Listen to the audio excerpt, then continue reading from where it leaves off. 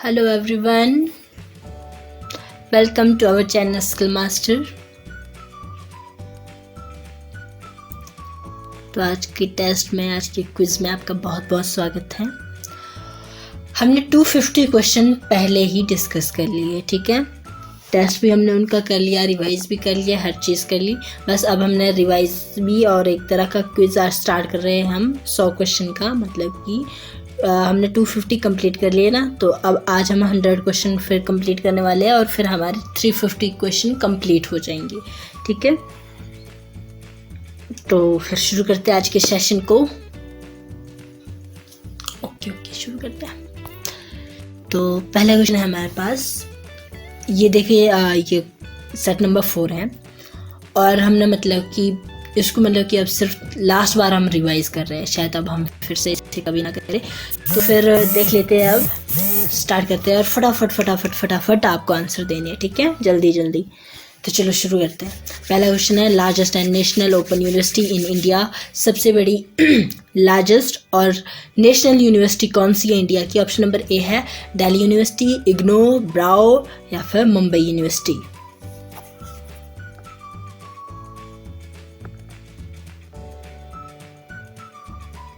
आपके पास हर क्वेश्चन के लिए 10 से 15 सेकंड का टाइम है, आपने जल्दी जल्दी आंसर देना है और देखना है ज़रा आपको कितने क्वेश्चन याद है, कितने भूल गए हैं, ठीक है।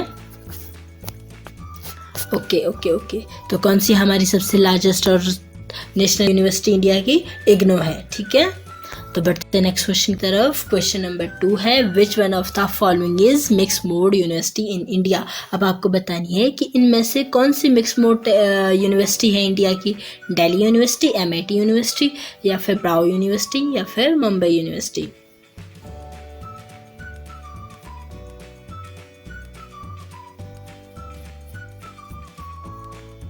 Very good. कौन सी है? हमारी MIT यूनिवर्सिटी की। देखिए अब थोड़ा सा जान लेते हैं यूनिवर्सिटी के बारे में, ठीक है। तो सबसे पहले हम बात करते हैं ओपन यूनिवर्सिटी की, ठीक है।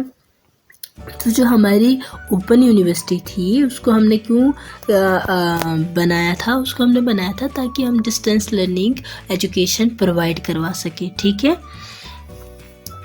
हमने स्टडी ऑफ़र करनी थी, हमने स्टडी करवानी थी डिस्टेंस लर्निंग के ज़रिए, मतलब है ना।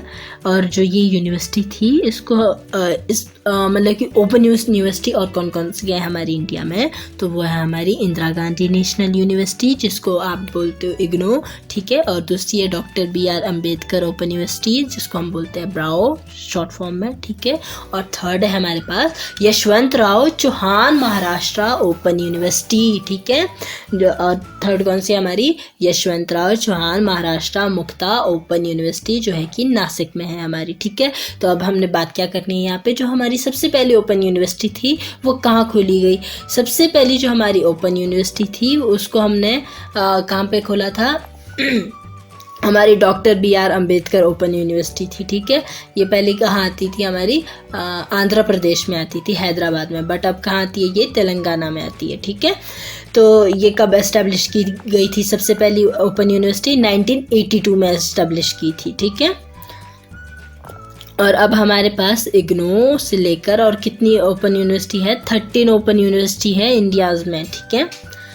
तो याद रखना है कि हमारे पास कौन सी ओपन यूनिवर्सिटी है। हमारे पास इंदिरा गांधी ओपन यूनिवर्सिटी है और doctor BR Ambedkar open university है और फिर यशवंतराव चौहान ओपन यूनिवर्सिटी है, जिसके थ्रू हमारे को ओपनली मतलब कि एजुकेशन प्रोवाइड करवाई जाती है या फिर डिस्टेंस लर्निंग के थ्रू हमारे को स्टडी करवाई जाती है, ठीक है। तो बढ़ते हैं नेक्स्ट की तरफ। अब है ड्यूल मोड यूनिवर्सिटी। अब ड्यूल मोड यूनिवर्सिटी कौन सी है? देखिए, जो ड्यूल मोड यूनिवर्सिटी है, सबसे पहले बात करते हैं कि हमारे को क्या क्या चीज़ प्रोवाइड करवाती है। हमारे को 2 तरह से एजुकेशन या फिर स्टडी प्रोवाइड करवाती है। कैसे? एक तो रेगुलर कैंपस बेस्ड प्रोग्राम पर और दूसरी डिस्टेंस लर्निंग बेस्ड प्रोग्राम, ठीक है। ये 2 तरह के प्रोग्राम हमको प्रोवाइड करवाती हैं। और हमारी ड्यूल मोड यूनिवर्सिटी कौन सी है? हमारी यूनिवर्सिटी ऑफ दिल्ली और यूनिवर्सिटी ऑफ मुंबई, ये हमारी कौन सी है? ड्यूल मोड यूनिवर्सिटी है, ठीक है।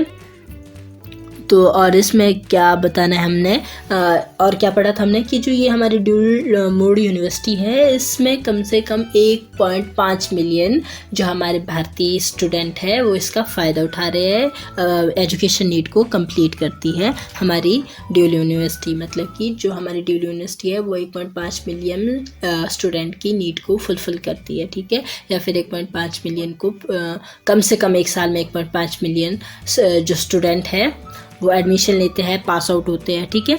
तो और कौन कौन सी हमारी ये ड्यूल मोड यूनिवर्सिटी और कौन कौन सी हमारे पास ड्यूल मोड यूनिवर्सिटी, हमारे पास अन्नामलाई यूनिवर्सिटी है, अर्शना नागार्जुन यूनिवर्सिटी है, ठीक है, और कौन सी है ICFAI यूनिवर्सिटी है, ठीक है। तो बढ़ते हैं नेक्स्ट क्वेश्चन की तरफ। तो क्वेश्चन नंबर 3 नहीं बल्कि तीसरी तरह की यूनिवर्सिटी पढ़ रहे हैं हम, मिक्स मोड टाइप की यूनिवर्सिटी पढ़ रहे हैं। तो इसमें हमको ये क्या क्या ऑफ़र करवाती हैं, जो हमारी मिक्स मोड टाइप की यूनिवर्सिटी है उसमें हमको क्या क्या मिलते हैं। उसमें हमको एक तो रेगुलर कैंपस प्रोग्राम मिलता है, मतलब आप रेगुलरली भी पढ़ते हो उसके अंदर, और फिर डिस्टेंस एजुकेशन भी वो आपको प्रोवाइड कराती है, वो भी ट्रेडिशनल मेथड से। किस तरह से, मतलब कि आपको प्रिंटेड मटेरियल और कंटेंट क्लासेस भी प्रोवाइड करवाई जाती है डिस्टेंस लर्निंग के अंदर, ठीक है। और साथ ही साथ में थर्ड कौन सी थी, हमारे को टेक्नोलॉजी बेस्ड ऑनलाइन डिग्री भी प्रोवाइड करवा रही है। कौन सी, मिक्स मोड यूनिवर्सिटी। ये 3 तरह के प्रोग्राम हम आपको प्रोवाइड करवा रही है। और मिक्स मोड यूनिवर्सिटी कौन कौन सी हमारे पास, MAT university, lovely professional university, ठीक है। तो अब ये थी हमारी तीनों यूनिवर्सिटीज़। और फिर हमारे से पूछी गई थी मिक्स्ड यूनिवर्सिटी, तो मिक्स्ड यूनिवर्सिटी थी हमारे पास MAT यूनिवर्सिटी, ठीक है। तो बढ़ते हैं नेक्स्ट क्वेश्चन की तरफ। क्वेश्चन नंबर 3 है, which one of the following is open university. अब आपको बतानी है, अभी अभी हमने पढ़ी है, ठीक है, मतलब कि चौथी बार पढ़ ली है। तो अब आपको बतानी है कि इसमें से कौन सी ओपन यूनिवर्सिटी है, दिल्ली यूनिवर्सिटी, MAT यूनिवर्सिटी, या फिर यशवंतराव चौहान मुक्ता विद्यापीठ यूनिवर्सिटी, या फिर Mumbai university.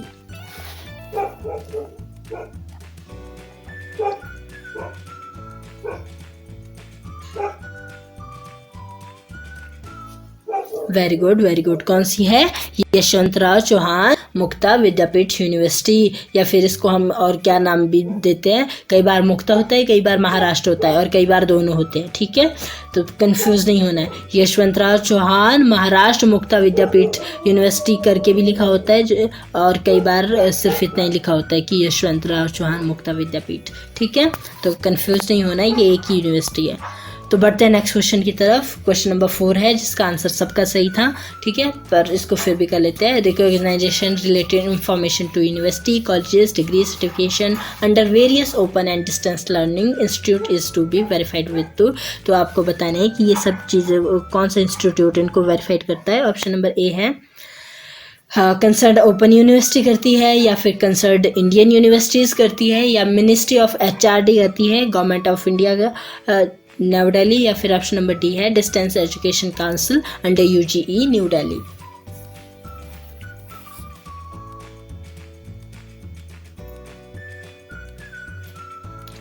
Very good, very good, good.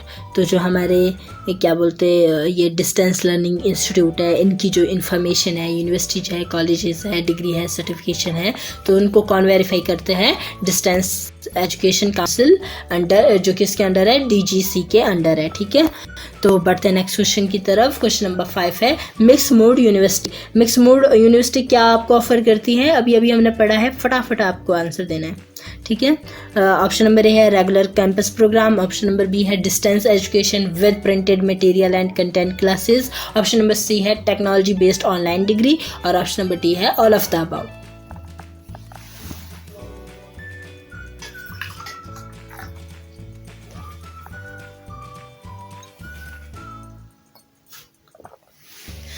Very good, very good. क्या है हमारा answer, all of the above, क्योंकि अभी अभी हमने पढ़ा कि जो हमारी मिक्स मोड टाइप की यूनिवर्सिटी है वो हमारे को रेगुलर कैंपस प्रोग्राम भी प्रोवाइड करवाती है, ऑफर करती है, और हमारे को डिस्टेंस एजुकेशन भी प्रोवाइड करवाती है, वो भी विद प्रिंटेड मटेरियल और कंटेंट क्लासेस से, ठीक है। और साथ ही साथ में थर्ड कौन सी थी, टेक्नोलॉजी बेस्ड ऑनलाइन डिग्री भी ऑफर करती है, प्रोवाइड करवाती है, ठीक है। तो हमारा आंसर था ऑल ऑफ द अबव। तो अब आपको क्वेश्चन नंबर 6 बताना है, CD-ROM स्टैंड फॉर, कि CD-ROM किस मतलब की फुल फॉर्म बतानी है CD-ROM की। ऑप्शन नंबर ए है compactable read only memory, option number B है compact data read only memory, option number C है compactable disk read only memory और ऑप्शन नंबर डी है compact disk read only memory.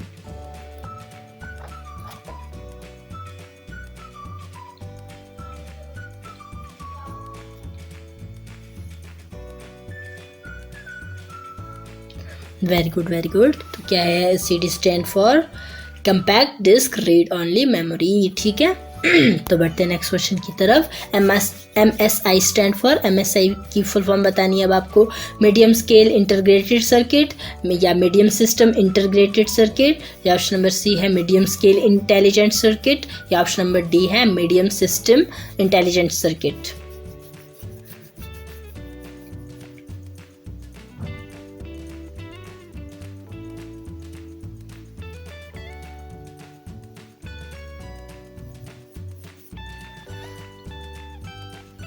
Very good very good. कौन सी है?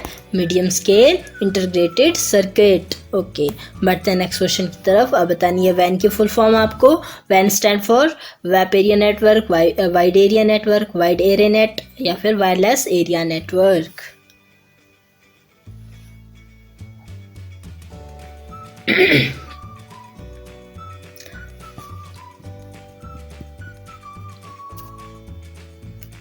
Very good, wide area network. Very good very good.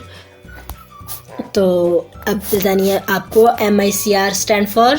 Option number A है magnetic ink character reader, magnetic ink code reader, option number C है magnetic ink case reader, या option number D है none.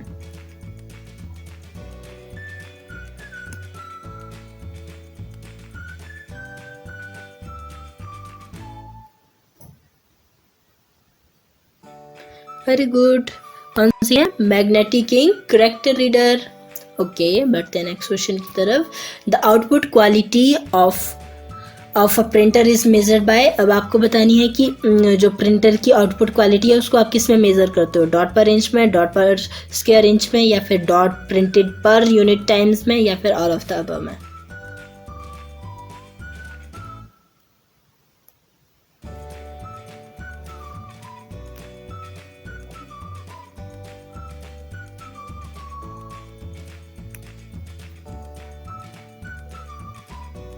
Very good very good. किस में major करते हैं हम?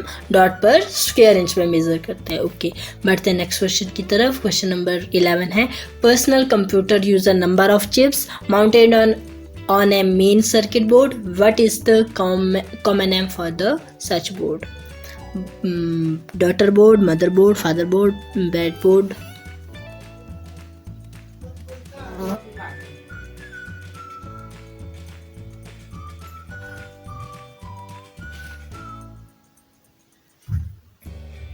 Very good. क्या नाम है उस बोर्ड का? मदरबोर्ड। ओके, तो मदरबोर्ड में क्या होती है? नंबर ऑफ चिप्स लगी होती है। किस में? मेन सर्किट में। और ये हमारा मेन सर्किट बोर्ड भी होता है और इसको हम किस नाम से जानते हैं? मदरबोर्ड के नाम से जानते हैं। ओके, बढ़ते हैं नेक्स्ट क्वेश्चन की तरफ। क्वेश्चन नंबर 12 है a computer program that translate one programme instruction at a time into machine language is called. Option number A है इंटरप्रेटर, ऑप्शन नंबर बी है CPU, ऑप्शन नंबर सी है compiler, option number D है simulator.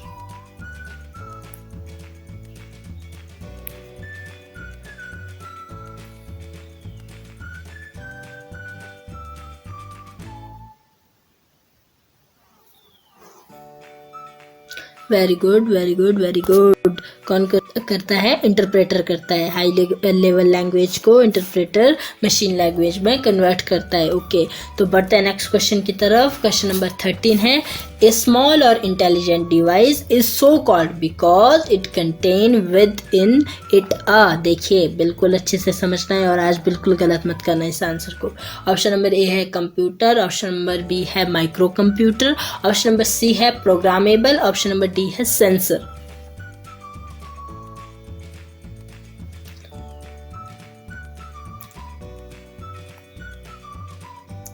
ये एक small और intelligent device है क्योंकि इसमें क्या लगी रहती है? हमारी सेंसर लगी होती है। Very good all. तो बढ़े नेक्स्ट क्वेश्चन की तरफ। All modern computer operate on, जितने भी हमारे मॉडर्न कंप्यूटर है वो किस चीज़ को ऑपरेट करते हैं, आपकी इंफॉर्मेशन को, फ्लॉपीज को, डेटा को, वर्ड को।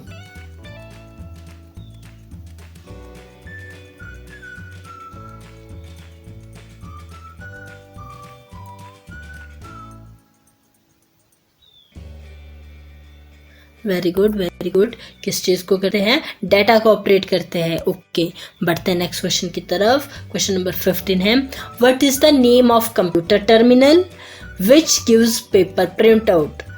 आपको उस कंप्यूटर टर्मिनल का नाम बताना है जो आपको पेपर प्रिंट आउट देता है। वो कौन है आपका, डिस्प्ले स्क्रीन है, सॉफ्ट कॉपी टर्मिनल है, या हार्ड कॉपी टर्मिनल है, या फिर प्लॉटर है।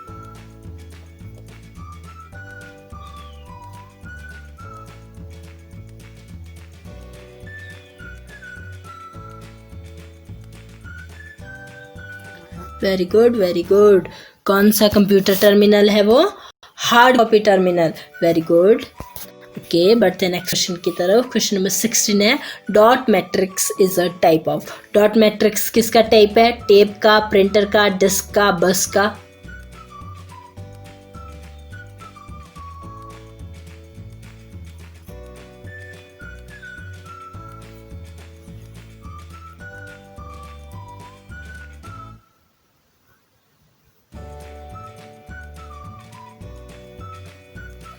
वेरी गुड, किसका टाइप है, प्रिंटर का टाइप है। ओके, बढ़ते हैं नेक्स्ट क्वेश्चन की तरफ। अब इसमें बतानी है आपको, आज नहीं करना इस क्वेश्चन को गलत, ठीक है।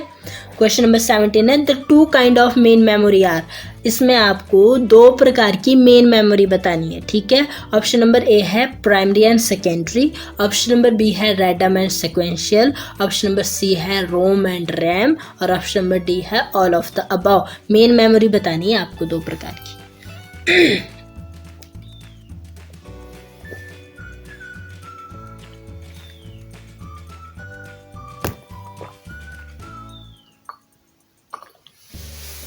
वेरी गुड, तो कौन सी है आपकी, रैम एंड रोम है। ओके, बढ़ते हैं नेक्स्ट क्वेश्चन की तरफ। तो क्वेश्चन नंबर 18 है, a kind of serial dot matrix printer that form character with magnetically charged ink separator dot is called. Option number A है laser printer, option number B है inkjet printer, option number C है drum printer, option number D है chain printer.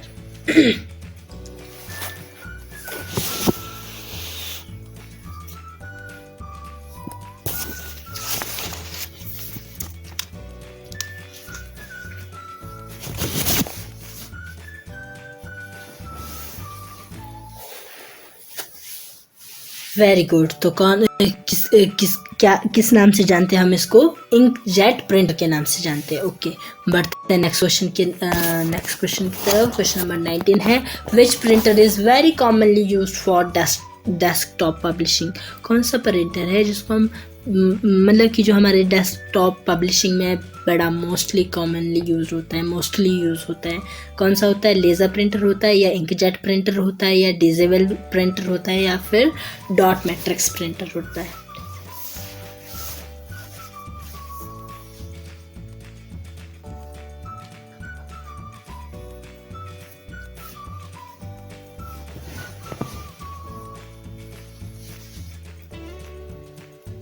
Very good, कौन सा printer होता है commonly use, हमारा laser printer, ठीक है। तो बढ़ते हैं नेक्स्ट क्वेश्चन की तरफ। तो क्वेश्चन नंबर 20 है, program design to perform specific task is known as. देखिए वो कौन सा प्रोग्राम है, उसको हम किस नाम से जानते हैं, जो स्पेसिफिक टास्क को परफॉर्म करता है, और उस प्रोग्राम को स्पेशली डिज़ाइन किया जाता है ताकि वो स्पेसिफिक टास्क को परफॉर्म करे। ऑप्शन नंबर ए है system software, option number B है application software, option number C है utility programs, option number D है operating system.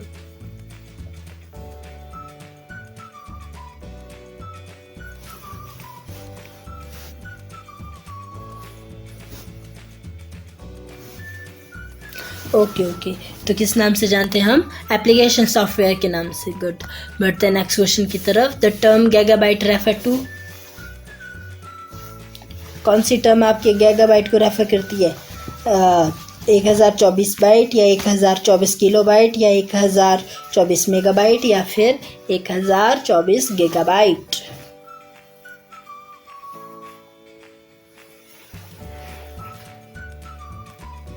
Very good, very good. तो 1024 मेगाबाइट मिलके 1 गीगाबाइट बनाते हैं। ओके, बढ़ते हैं नेक्स्ट क्वेश्चन की तरफ। क्वेश्चन नंबर 22 है आपके पास। Dash input is any device that provide information which is send to the CPU। वो कौन सी डिवाइस है जो सारी डिवाइस को मतलब कि आपके CPU को इंफॉर्मेशन प्रोवाइड करवाती है?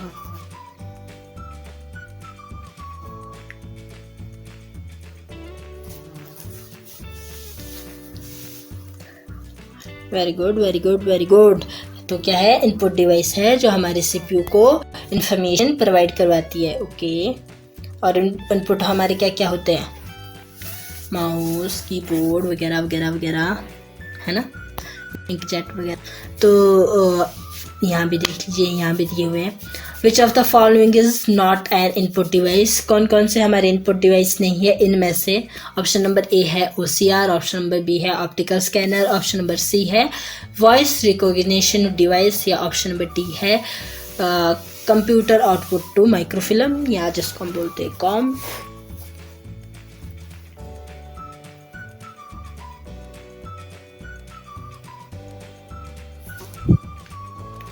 Very good, very good, very good. तो कौन सा नहीं है हमारा इनपुट इनमें से? हमारा कॉम नहीं है, कंप्यूटर आउटपुट टू माइक्रोफिल्म हमारा इनपुट नहीं है। ओके, तो क्वेश्चन नंबर 24 है। The central processing unit CPU consist of. अब आपको बताना है कि CPU किस चीज़ को कंसिस्ट करता है। ऑप्शन नंबर ए है इनपुट, आउटपुट एंड प्रोसेसिंग को, ऑप्शन नंबर बी है control unit, primary storage and secondary storage को, ऑप्शन नंबर सी है control unit, arithmetic logic unit and primary storage को, ऑप्शन नंबर डी है control unit, processing and primary storage को।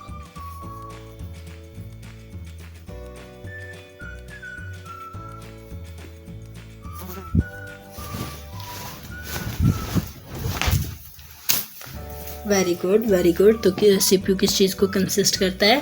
हमारे control unit को, arithmetic logic unit को और primary storage को। ठीक है, तो बढ़ते हैं नेक्स्ट क्वेश्चन की तरफ। क्वेश्चन नंबर 25 है। Which is consider a direct entry input device? तो कौन कौन सी है? ऑप्शन नंबर ए है optical scanner, option number B है mouse and digital, option number C है light pen, option number D है ऑल ऑफ द अबव।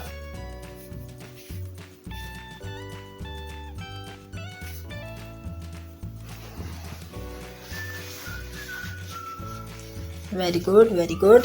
तो डायरेक्ट एंट्री इनपुट डिवाइस कौन कौन सी है हमारी? Optical scanner, mouse and digital और लाइट पेन। ठीक है, तो ये सभी हमारी क्या है? इनपुट डिवाइस है। तो बढ़ते हैं नेक्स्ट क्वेश्चन की तरफ। क्वेश्चन नंबर 26 है हमारे पास। Which is use for manufacturing chips? किस चीज़ का यूज़ करते हैं हम चिप्स को बनाने के लिए? बस का, कंट्रोल यूनिट का, या सेमीकंडक्टर का, या ऑप्शन नंबर डी है ए एंड बी ओनली।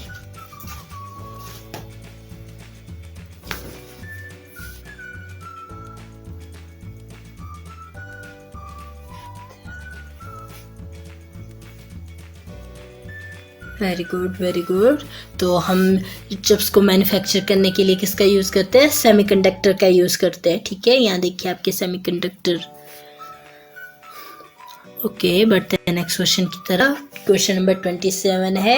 एक कंप्यूटर कंसिस्ट ऑफ। एक कंप्यूटर किस किस चीज़ को कंसिस्ट करता है? ऑप्शन नंबर ए है सेंट्रल प्रोसेसिंग यूनिट को, ऑप्शन नंबर ए है मेमोरी, ऑप्शन नंबर सी है इनपुट एंड आउटपुट यूनिट, और ऑप्शन नंबर डी है all of the above.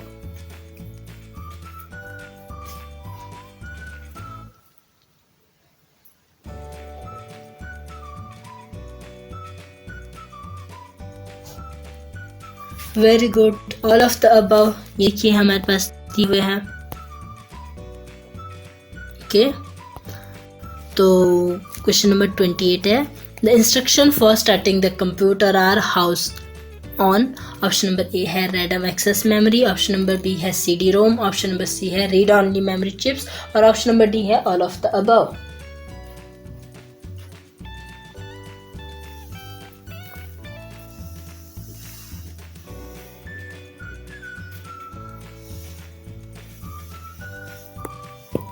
Very good very good, हमारा आंसर है गुड गुड वेरी गुड। तो हमारा आंसर क्या है?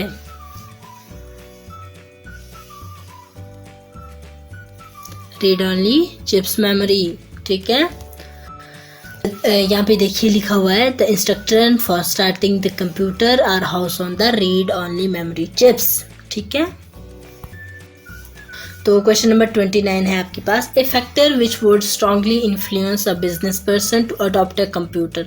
एक बिजनेस पर्सन क्यों आपके कंप्यूटर को अडॉप्ट करता है, क्योंकि इसमें क्या क्या चीज़ होती है। ऑप्शन नंबर ए है एक्यूरेसी, ऑप्शन नंबर बी है रिलायबिलिटी, या फिर ऑप्शन नंबर सी है स्पीड, या ऑप्शन नंबर डी है all of the above.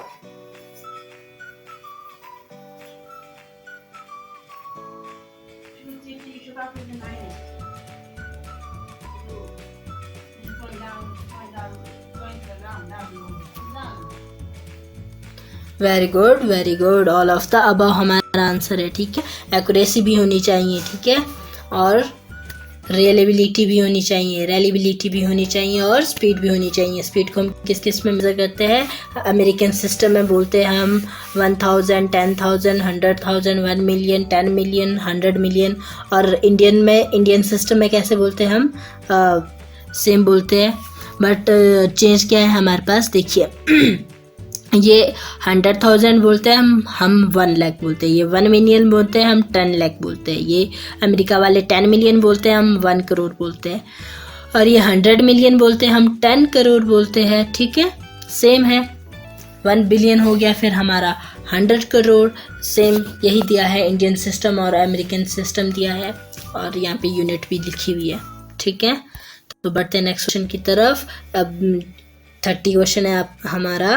Cat stand for computer editing design, computer algorithm for design, option number C है computer application in design, या option number D है all of the above.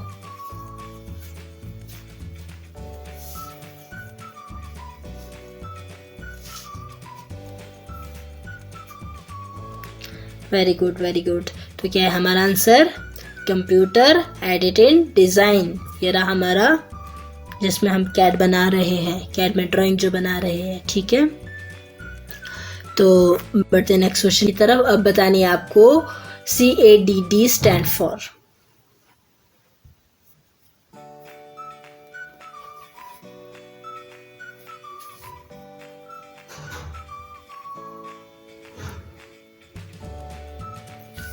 Very good, तो क्या है CAD की full form? Computer editing drafting and design, या फिर second बताई हुई है इसने computer editing design and drafting. Very good, okay, तो क्वेश्चन नंबर 31 है अब आपके पास फिर से। In which language is source program written. अब आपको बतानी है कि इनमें से किस में हम मतलब कि प्रोग्राम को लिखते हैं, प्रोग्राम को लिखने के लिए किसका यूज़ करते हैं? इंग्लिश का, सिंबॉलिक का, हाई लेवल का, या टेम्परेरी का?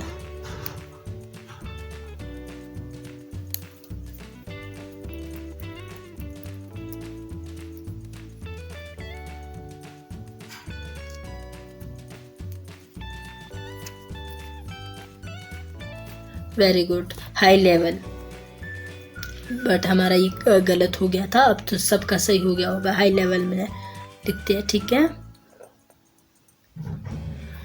तो क्वेश्चन नंबर 32 है, which of the following is use for data entry and storage and never for processing.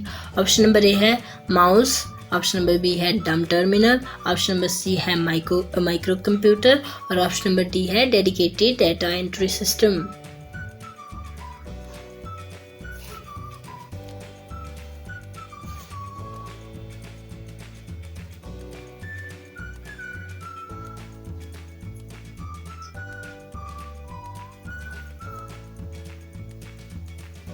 Very good, dumb terminal, very good. बढ़ते नेक्स्ट क्वेश्चन की तरफ। क्वेश्चन नंबर 33 है, which of the following process the best quality graphical reproduction.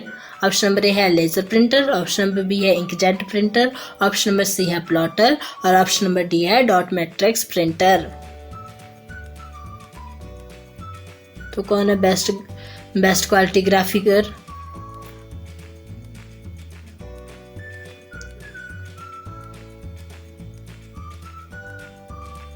Very good, हमारा plotter है। Good, बढ़ते next question की तरफ। An error is computer data is called. Option number A है चिप, ऑप्शन नंबर बी है bug, option number C है CPU, option number D है storage device.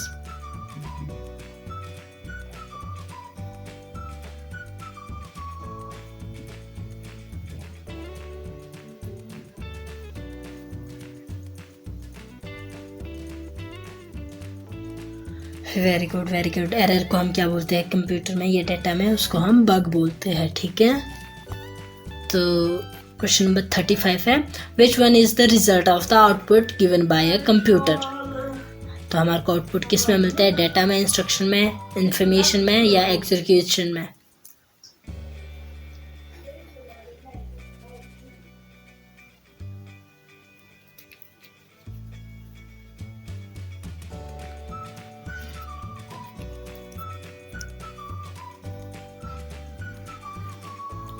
Very good, क्या है हमारा आंसर? इंफॉर्मेशन। के बढ़ते क्वेश्चन नंबर 36 की तरफ। The output show on the computer monitor is called. Option number A है वीडियो, ऑप्शन नंबर बी है hard copy, option number C है सॉफ्ट कॉपी और ऑप्शन नंबर डी है स्क्रीन कॉपी।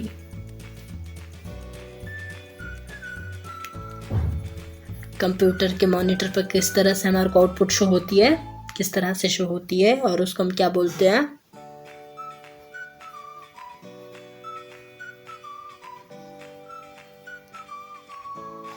गुड, क्या बोलते हैं? Soft copy. ओके, बढ़ते हैं नेक्स्ट की तरफ। क्वेश्चन नंबर 37 है, identify the device through which data and instruction are enter into a computer. Option number A है सॉफ्टवेयर, ऑप्शन नंबर बी है output device, option number C है input device और option number D है memory.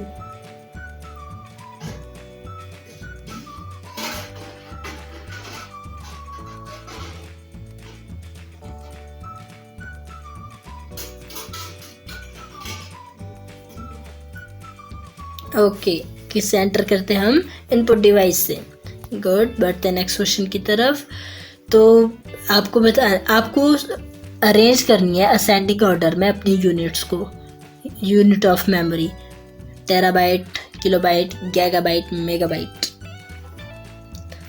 ये अच्छे से revise हो जाएगा अब हमारे पास।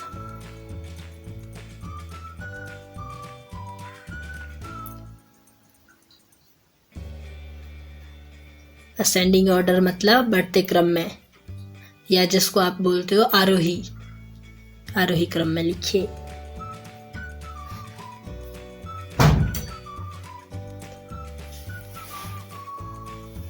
वेरी गुड, तो सबसे छोटा है हमारा किलोबाइट, ठीक है, केबी, फिर उससे बड़ा है हमारा मेगाबाइट, फिर गीगाबाइट, फिर टेराबाइट, ठीक है। या बोलोगे इसको kilobyte greater than megabyte, greater than gigabyte, greater than terabyte. Okay, बढ़ते हैं नेक्स्ट क्वेश्चन की तरफ। क्वेश्चन नंबर 39 है, name of the screen that recognised touch input is. Option number A है recog screen, option number B है point screen, option number C है touch screen और option number D है Android screen.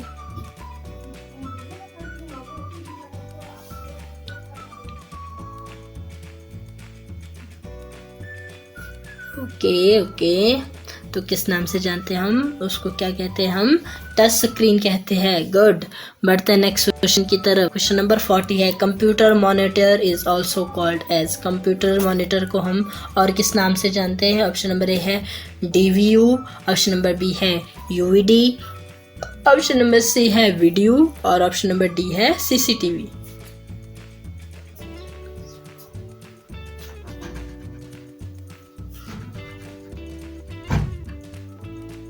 Good good good.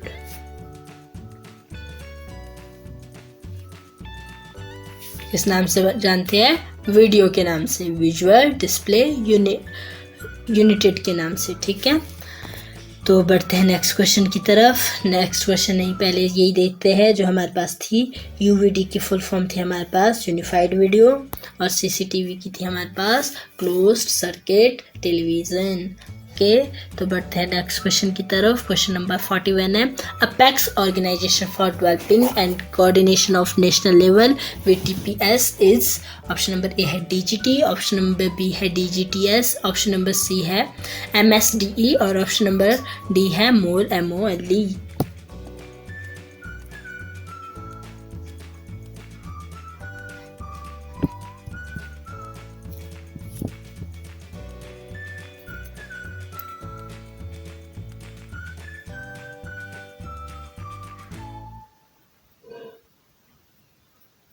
Okay, तो कौन है हमारी apex organisation जो डेवलप करती है हमारे नेशनल लेवल्स को और कोऑर्डिनेशन बनाए रखती है? तो वो कौन है? हमारी DGT है। Okay, director general of training हमारी DGT की फुल फॉर्म, ठीक है। तो क्वेश्चन नंबर 32 है, मेन ऑब्जेक्टिव ऑफ DGT। ये इसमें आपको बताने हैं कि आपकी DGT के मेन ऑब्जेक्टिव क्या है। ऑप्शन नंबर ए है development of training scheme at national level and evaluation of common policies, और ऑप्शन नंबर बी है laying of training standard and norms and procedure, option number C है instructor training conducting of exam, trade testing और certification etcetera, option number D है all of the above.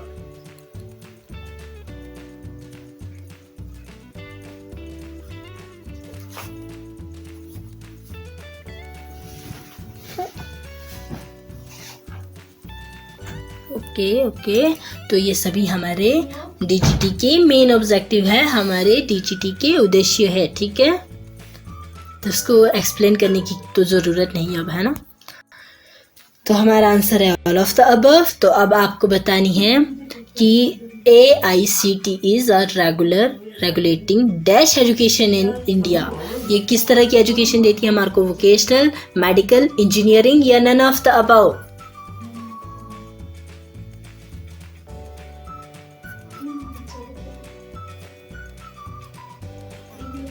Very good.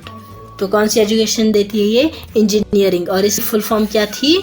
All India counselling for technical education. Okay, वैसे मेरे को पूछनी चाहिए थी, चलो छोड़ो। क्वेश्चन नंबर 44 है, the NCVT and advisory body was set up in 1956, then NCVT has been entrusted with the responsibility of। इसमें आपको NCVT की रिस्पॉन्सिबिलिटी बतानी है, ठीक है। ऑप्शन नंबर ए है prescribe standard and curricula for craftsman training, option number B है advising the government of India on the overall policy and programmes, option number C है conducted all Indian trade test और India trade test and awaring NTCS, option number D है all of the above.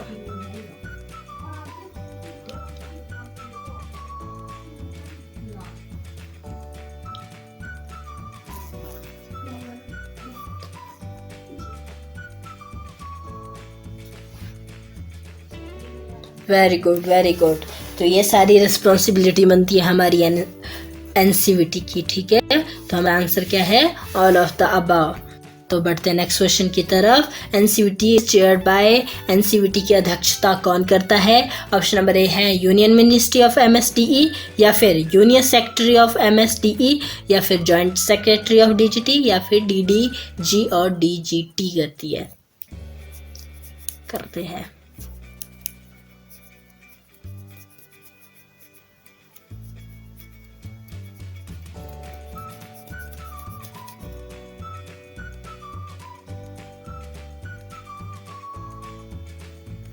Okay, तो कौन करता है NCVT की अध्यक्षता? Union minister of MSDE, ठीक है। यहाँ देखिए लगी हुई है इनकी पिक। फिलहाल के लिए ये कर रहे हैं अभी हमारे NCVT की चेयरमैन की अध्यक्षता ये करते हैं, ठीक है। तो क्वेश्चन नंबर 46 है, after completing training under CTS trainee are aware. जब आप ITI की ट्रेनिंग को कंप्लीट करते हो तो आपको कौन सा सर्टिफिकेट दिया जाता है? NTC दिया जाता है या NAC दिया जाता है या NITS दिया जाता है या AVTS दिया जाता है?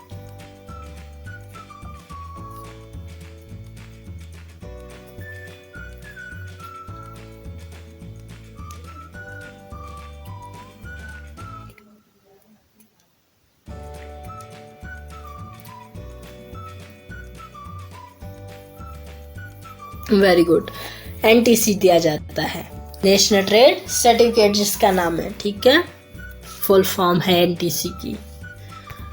ओके, तो क्वेश्चन नंबर 47 है, instruction media development programme is it.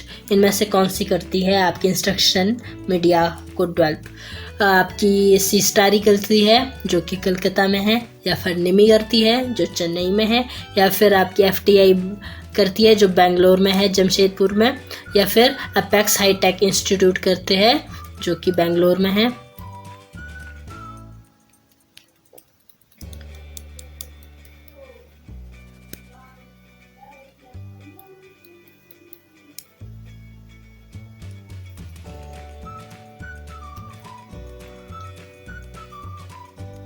Very good, निमी करती है, ठीक है। तो बढ़ते हैं नेक्स्ट क्वेश्चन की तरफ। क्वेश्चन नंबर 48 है, objective of apprenticeship training scheme. अब आपको बताने हैं इसमें कि आपकी अप्रेंटिस ट्रेनिंग स्कीम के क्या ऑब्जेक्टिव है। ऑप्शन नंबर ए है regular apprenticeship training programme, option number regulate, ठीक है, ऑप्शन नंबर बी है confirm syllabus, training period, etc. as laid down by CAC. Option number C है use industrial facility for practical training to meet requirement of skilled manpower, और option number D है all of the above.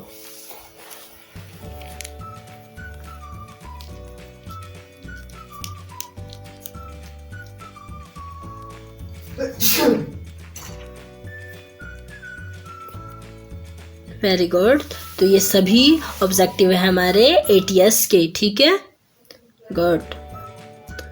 तो बढ़ते हैं next question की तरफ। Question number 49 है, apprentice act was enacted इन। इसको कब एनेक्टेड किया गया था आपके अप्रेंटिस एक्ट को?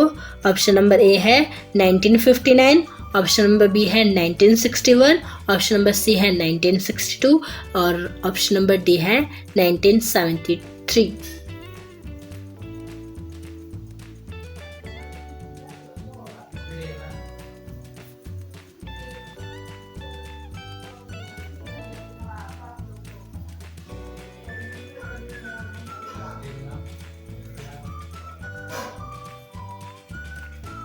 वेरी गुड, कब किया गया था? 1962 में। ओके, बढ़ते हैं नेक्स्ट क्वेश्चन की तरफ। क्वेश्चन नंबर 50 है, mentoring and implementation of apprenticeship act for PE, BTech and diploma holder is implemented by. किसने इम्प्लीमेंट किया था? MSDE ने, या RDATS, या आपकी BOD-80 बोर्ड जिसको बोलते हो आप। ऑप्शन नंबर डी है state app advisor.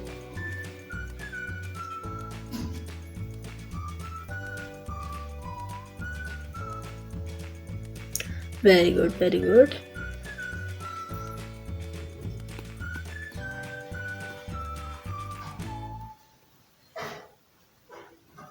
Very good, बॉट ने, ठीक है, board of apprenticeship training.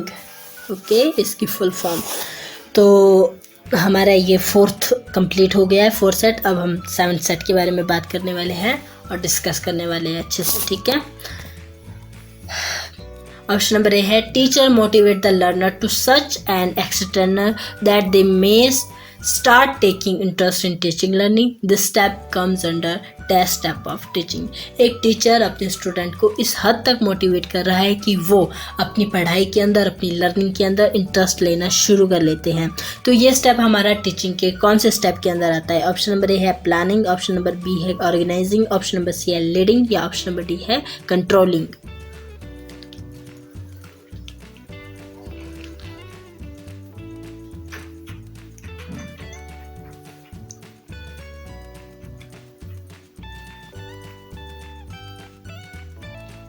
Very good, very good.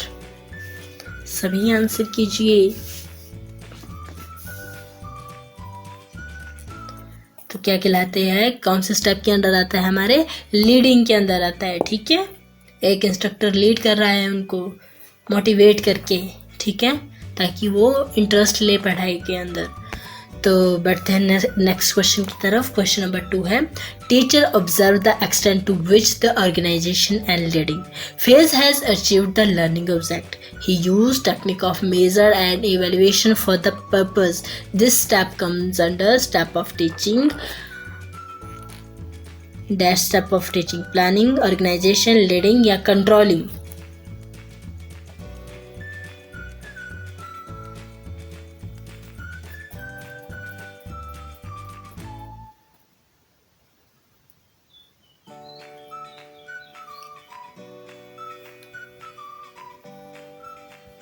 Very good. तो कौन से स्टेप के अंदर आता है हमारा, कंट्रोलिंग के अंदर आता है। जब एक टीचर ऑब्जर्व कर रहा है कि उसको किस तरह से ऑर्गेनाइजेशन करनी है और किस तरह से लीडिंग करनी है अपनी क्लास की, ताकि वो अपने लर्निंग ऑब्जेक्ट को अचीव कर पाए। ठीक है, और वो इसके लिए क्या कर रहा है, वो अपनी टेक्निक्स को कर रहा है, टेक्निक्स यूज कर रहा है अपने ट्रेनिंग को मेजर करने के लिए और इवेल्युएशन के लिए। ठीक है, तो ये हमारा कौन से स्टेप के अंदर आता है, कंट्रोलिंग स्टेप के अंदर आता है। ओके, बढ़ते हैं नेक्स्ट क्वेश्चन की तरफ। क्वेश्चन नंबर 3 है हमारे पास, teacher is continuous and purposeful process, so dash are most essential for a successful training process.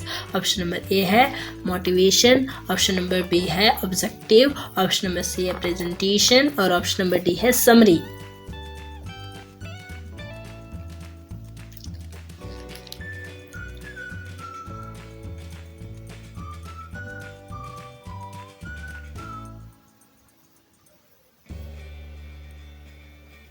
Very good, very good.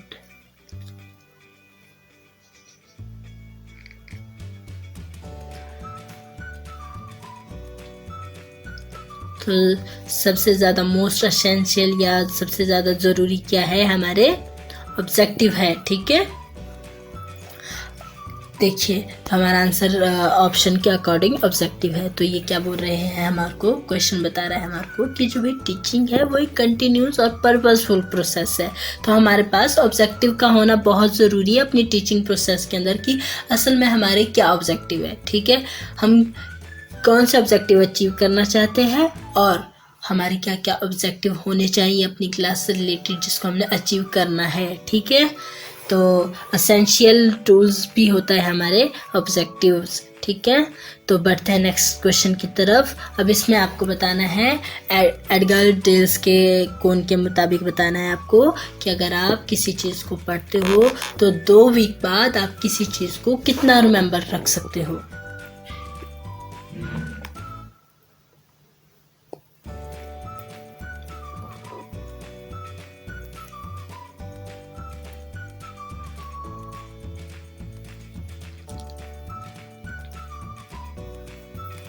Very good, very good.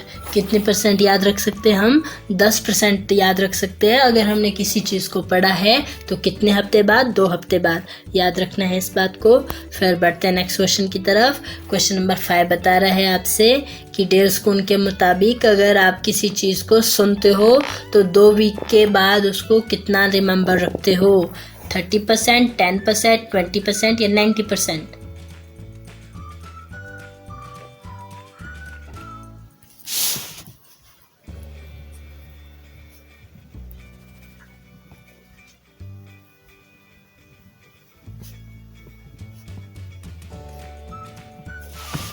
Very good, very good. कितने percent रख सकते हैं, अगर हमने किसी चीज़ को सुना है तो उसको हम सिर्फ 20% याद रख सकते हैं। ठीक है, तो बढ़ते हैं नेक्स्ट क्वेश्चन की तरफ। क्वेश्चन नंबर 6 बता रहा है आपको, अगर आपने किसी चीज़ को देखा है तो आप 2 हफ्ते बाद उसको कितना याद रख सकते हो, 10%, 20%, 90%, 30%।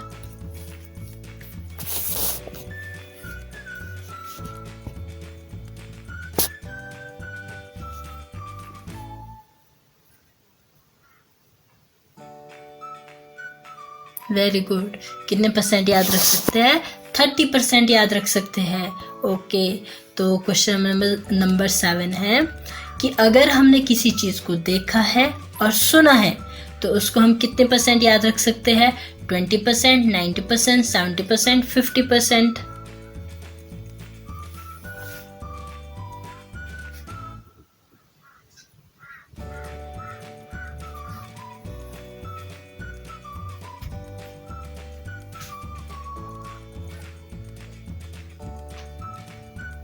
अगर हमने किसी चीज़ को देखा और सुना है तो हम उसको सिर्फ 50% याद रख सकते हैं। ठीक है, तो बढ़ते हैं नेक्स्ट क्वेश्चन की तरफ। और अगर हमने कोई चीज़ कही है तो हम उसको 2 हफ्ते बाद कितने % याद रख सकते हैं? 90%, 70%, 50% या फिर 30%?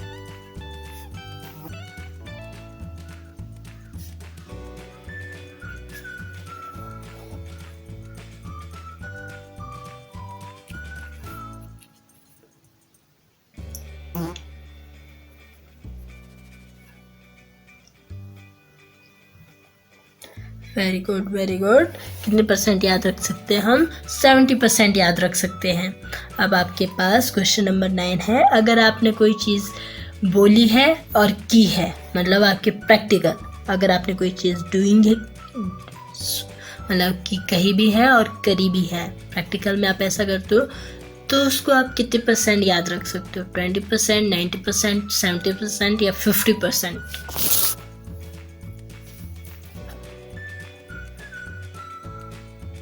या फिर कई बार सिर्फ और सिर्फ डू पूछा होता है तो उसकी भी सेम % होती है हमारे पास कि अगर आपने किसी चीज़ को डूइंग करा है तो कितने % आप याद रखते हो उसको?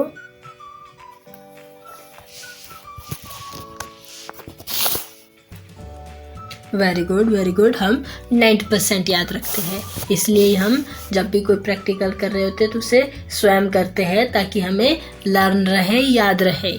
ठीक है, तो बढ़ते हैं क्वेश्चन नंबर 10 की तरफ। क्वेश्चन नंबर 10 है हमारे पास, teaching means creating and applicable link. Teaching का मतलब है कि आपको एक एप्लीकेबल लिंक बनाना है किस किस के बीच। ऑप्शन नंबर ए है teacher, learner and curriculum. Option number B है teacher, learner and parents. Option number C है टीचर, लर्नर एंड एनवायरनमेंट। और ऑप्शन नंबर डी है ऑल ऑफ द अबव।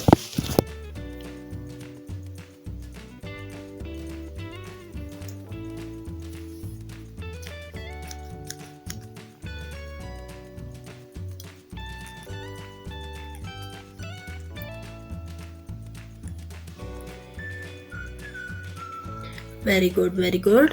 तो टीचिंग किस किस के बीच आपके एप्लीकेबल लिंक बनाती है? किस किस के बीच? आपके टीचर के बीच, लर्नर के बीच और करिकुलम के बीच। मतलब एक टीचर जो है वो करिकुलम पढ़ाएगा किसको? हमारे लर्नर को। ठीक है, तो बढ़ते हैं क्वेश्चन नंबर 11 की तरफ। क्वेश्चन नंबर 11 है, which among the following can be consider under the category of culture difference of training. जो हमारे ट्रेनिंग का डिफरेंस होता है उसको हम किस कैटेगरी के अंडर कंसीडर करते हैं? ऑप्शन नंबर ए है इंटेलिजेंस के अंदर, रिक्रिएशनल फैसिलिटीज़ के अंदर, या फिर लैंग्वेज के अंदर, या बिल्ड ऑफ साइक्यू के अंदर।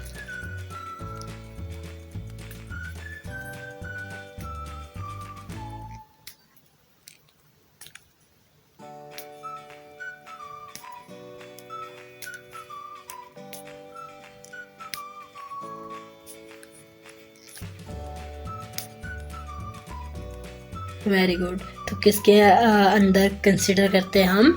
लैंग्वेज के अंदर कंसीडर करते हैं हम अपने ट्रेनिंग के डिफरेंस को, जो उनके कल्चर के हिसाब से अलग अलग होता है, डिफरेंट डिफरेंट होता है। ठीक है, तो उसको हम किसके अंदर कंसीडर करते हैं? लैंग्वेज के अंदर। तो बढ़ते हैं क्वेश्चन नंबर 12 की तरह। Stimulating the curiosity of learner regarding the knowledge of historical event. अगर हमने अपने लर्नर को स्टिमुलेट करना है, उनके अंदर क्यूरियोसिटी बढ़ानी है, किसके रिगार्डिंग? अपने हिस्ट्रिकल इवेंट के लिए, तो हम क्या कर रहे हैं? Taj Mahal by showing the model picture this act and comes under. और हम ताजमहल उनको शो कर रहे हैं ताकि हम क्या कर सके, उनकी क्यूरियोसिटी बढ़ा सके, अपने ट्रेनी को स्टिमुलेट कर सके। तो जो ये एक्ट है हमारा ताजमहल को दिखाना, ये कौन से प्रिंसिपल के अंदर आता है आपका? इंटरेस्ट के अंदर, मोटिवेशन के अंदर, क्रिएशन एंड रिक्रिएशन के अंदर, या लर्निंग बाय डूइंग के अंदर?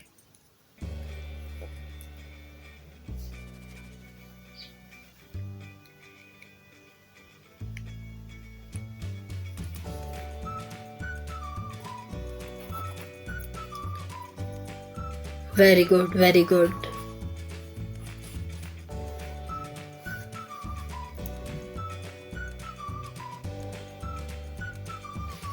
क्या कहलाता है? मोटिवेशन कहलाता है। ठीक है, अब एक इंस्ट्रक्टर है, उसने क्या बताना था? हिस्ट्री के बारे में बताना था। हिस्ट्री के बारे में बताते बताते उसको शाहजहाँ की हिस्ट्री बतानी थी। ठीक है, तो उसने ताजमहल भी उसको शो कर दिया कि इसने ताजमहल बनाया था वगैरह वगैरह वगैरह करके। ठीक है, और पूरी डिटेल दे दी, एक तरह से इंटरेस्ट पैदा कर दिया। अच्छा, ताजमहल बनाया, ताजमहल ये है वो है। तो एक तरह से क्या हो गया, स्टूडेंट के अंदर क्यूरियोसिटी बढ़ गई, वो स्टिमुलस हो गई किसी चीज़ को सीखने के लिए। ठीक है, तो वो क्या कहलाता है? हमारा मोटिवेशन कहलाता है।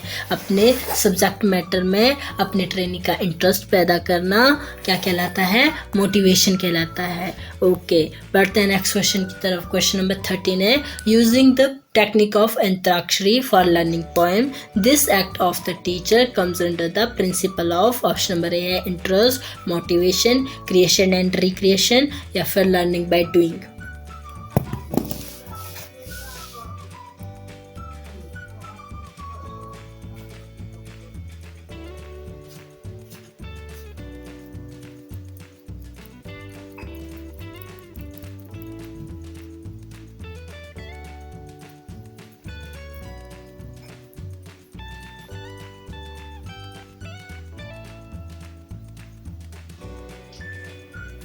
Very good. तो क्या कहलाता है?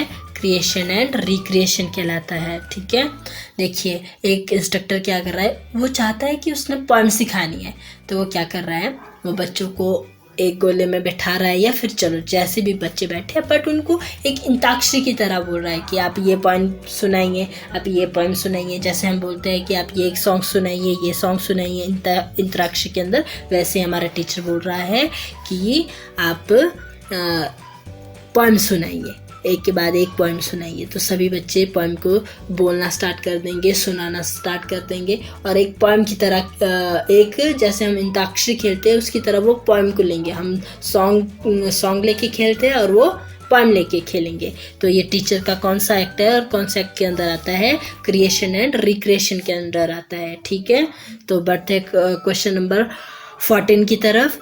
Which one is the relevant to the principle of individual difference? इसमें आपको बताना है कि कौन सा आपके प्रिंसिपल है आपके इंडिविजुअल डिफरेंस का। ऑप्शन नंबर ए है physical and mental activity by body and sense. Option number B है creation of interest for learning in the student. Option number C है knowing various level of learners, या option number D है after a link between and old knowledge the new knowledge become a part of learners life. तो इनमें से कौन सा है आपका प्रिंसिपल ऑफ इंडिविजुअल डिफरेंस?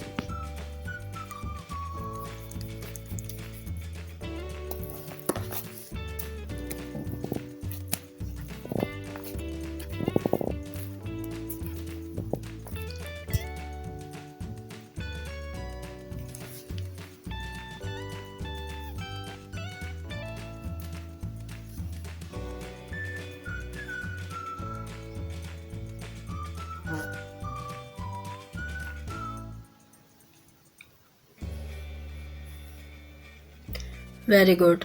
तो हमारा इंडिविजुअल डिफरेंस कौन सा होता है? जब हम अपने ट्रेनिंग के अलग अलग लेवल को जानते हैं। ठीक है, knowing various level of learners. तो क्वेश्चन नंबर 15 है Froebel kindergarten system is based on principle of. इसमें आपको बताना है कि जो फॉरेबल का किंडरगार्टन सिस्टम था वो कौन से उसका बेस क्या था, उसका प्रिंसिपल क्या था। ऑप्शन नंबर ए है democratic dealing, option number B है learning by doing, option number C है मोटिवेशन, ऑप्शन नंबर डी है creation and recreation.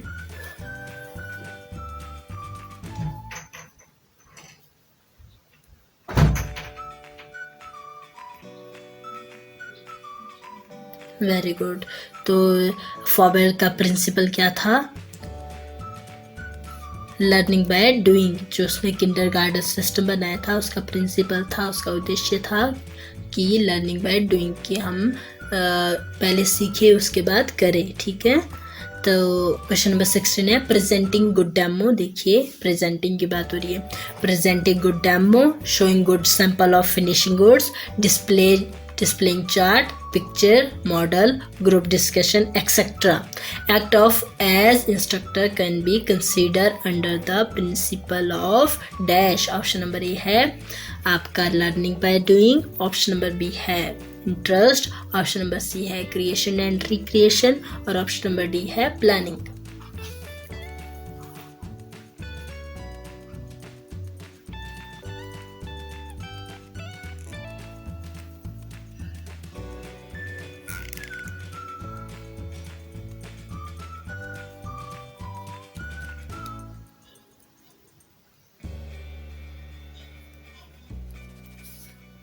Very good, very good. तो ये किसके अंदर आता है? हमारा प्रिंसिपल ऑफ इंटरेस्ट के अंदर। जब एक इंस्ट्रक्टर क्या कर रहा है अपने ट्रेनिंग के इंटरेस्ट को बढ़ाने के लिए, देखिए मतलब कि इंटरेस्ट को बढ़ाने के लिए क्या कर रहा है, अच्छे से अपने डेमो को, मतलब कि एक अगर आप बोलो, अगर हम एक क्लास लेते हैं, अच्छे से क्लास लेते हैं, तो क्लास को लेने के लिए भी तो हम डेमो ही बोलते हैं ना एक तरह से। ठीक है, तो अगर हम अच्छे से अपने डेमो को प्रेजेंट कर रहे हैं, ठीक है, अपनी जितने भी हमने सैंपल बनाए हैं, बाय द वे हमारी टीचिंग एड्स है या कोई भी चीज़, उसको हम अच्छे से प्रेजेंट कर रहे हैं। ठीक है, अच्छे से दिखा रहे हैं अपने ट्रेनिंग को। ठीक है, और साथ ही साथ में डिस्कशन भी कर रहे हैं, तो हम क्या कर रहे हैं, एक तरह से अपने ट्रेनिंग का इंटरेस्ट क्रिएट कर रहे हैं। ठीक है, एक जो इंस्ट्रक्टर है वो अपने ट्रेनिंग का इंटरेस्ट क्रिएट करवा रहा है अपने क्लासरूम के अंदर पढ़ाई के लिए। ठीक है, तो ये इंटरेस्ट क्रिएट करवाना या ये सब चीज़ें करवाना, जैसे अच्छे से डेमो करवाना, अच्छे से अपने सैंपल को, अपने चार्ट को, अपनी पिक्चर को, मॉडल को शो करना, डिस्कशन करना, ग्रुप डिस्कशन करना, तो ये किस लिए कर रहा है? इंटरेस्ट के लिए कर रहा है। ठीक है, तो हम हमारे कौन से प्रिंसिपल के अंडर आता है? ये प्रिंसिपल ऑफ इंटरेस्ट के अंदर आता है। ठीक है, तो क्वेश्चन नंबर 17 है good feelings arise in the learner by keeping them active, their efficiency increase. कि भाई हमारे जो लर्नर हैं उनके अंदर अच्छी फीलिंग अराइज होती है। ठीक है, किसके द्वारा?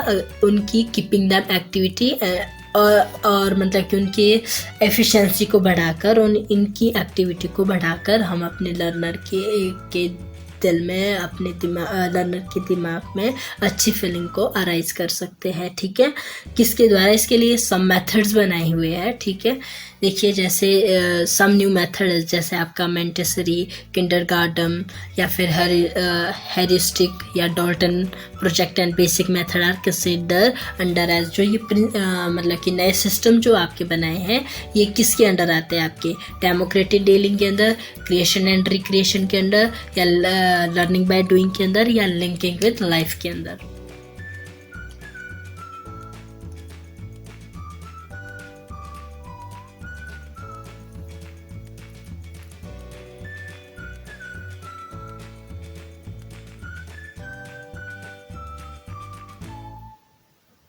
Very good, very good.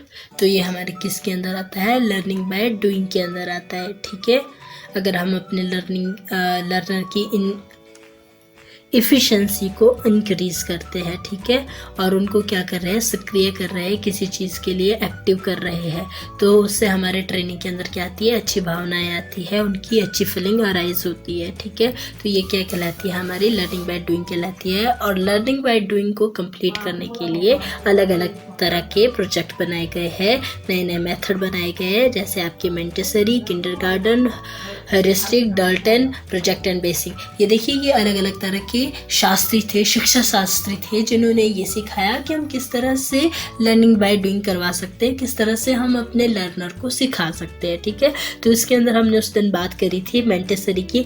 जो मोंटेसरी पद्धति थी उसने बताया कि 2 से 6 साल के बच्चों के अंदर की एक्टिविटी को हमने किस तरह से इंक्रीज करना है, उनके अंदर जो वेल पावर है उसको किस तरह से हमने इंक्रीज करना है। और जो आपके किंडरगार्टन थे, फॉबेल किंडरगार्टन थे, ये थे हमारे जर्मनी के शास्त्री, और इन्होंने बच्चों के लिए एक बगीचा बनाया था जिसका नाम था किंडरगार्टन। ठीक है, किंडर का मतलब था बच्चे और गार्डन का मतलब था बगीचे, मतलब कि बच्चों के लिए बाग बगीचा बनाया था जिसमें बच्चे खेल के द्वारा, उपहार के द्वारा नई नई चीज़ें सीखेंगे। ठीक है, फिर थी आपकी डॉल्टन थी आपकी अमेरिका की शास्त्री, और इसने भी बनाया था बच्चों के लिए एक प्रयोगशाला बनाई थी। ठीक है, लेबोरेटरी बनाई थी जिसके अंदर इसने बच्चों को बताया था कि मेरी लेबोरेटरी के अंदर बच्चे स्वतंत्र है किसी भी काम को करने के लिए, ताकि वो स्वतंत्र होकर कोई काम करे और नई क्रिएटिविटी अपने माइंड में लाए और नई चीज़ों को क्रिएट करे। ठीक है, तो इनके ये अलग अलग तरह के इनके प्रोजेक्ट बनाए थे इन्होंने। ठीक है, अलग अलग तरह के बेसिक मेथड बनाए थे कि हम किस तरह से छोटे बच्चों को सिखा सकते हैं, मतलब कि इन्होंने पेडागोगी पर ज़्यादा ध्यान दिया था, ज़्यादा फोकस किया था। ठीक है, और इनका मेन उद्देश्य था या इनका मेन प्रिंसिपल था लर्निंग बाय डूइंग। ठीक है, तो मतलब ये मानते थे कि अगर हम चाहते हैं कि हमारे लर्नर की अच्छी भावनाएं इंक्रीज हो, उनकी किसी वर्क को लेकर उनकी अच्छी फीलिंग इंक्रीज हो, तो हमारे को उनकी इफ़िशियंसी इंक्रीज करनी चाहिए और उनको एक्टिव करना चाहिए किसी भी काम को सीखने के लिए। ठीक है, तो इसके लिए इन्होंने अपना जो प्रिंसिपल था वो बनाया था लर्निंग बाय डूइंग। तो अब क्वेश्चन नंबर 18 की तरफ आते हैं। Every teaching method is based on some. जो आपका सारे टीचिंग मेथड है वो उनका बेस क्या होता है। ठीक है, ऑप्शन नंबर ए है planning of teacher, option number B है एबिलिटी ऑफ स्टूडेंट, या ऑप्शन नंबर सी है इंटरेस्ट ऑफ स्टूडेंट, या ऑप्शन नंबर डी है ऑब्जेक्टिव टू बी अचीव्ड।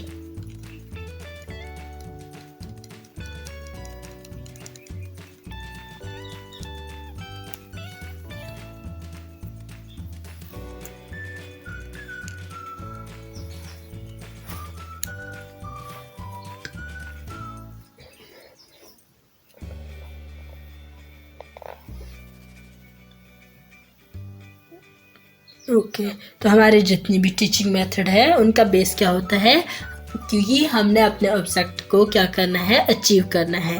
तो हमारा आंसर क्या है, objective to be achieved. Okay, बढ़ते हैं नेक्स्ट क्वेश्चन की तरफ। क्वेश्चन नंबर 19 है हु मेड दिस स्टेटमेंट। अब आपको बतानी है कि ये स्टेटमेंट किसने बनाई है। Learning is a process of acquiring new knowledge and new response, कि लर्निंग के द्वारा हम नई नॉलेज को और न्यू रिस्पॉन्स को एक्वायर कर सकते हैं, बढ़ा सकते हैं। ऑप्शन नंबर ए है वुडवर्थ ने कहा, ऑप्शन नंबर बी है क्रोक्रो ने कहा, या फिर गुल्डफील्ड ने कहा, गुल्फोर्ड ने कहा, या फिर ऑप्शन नंबर डी है पालवो ने कहा।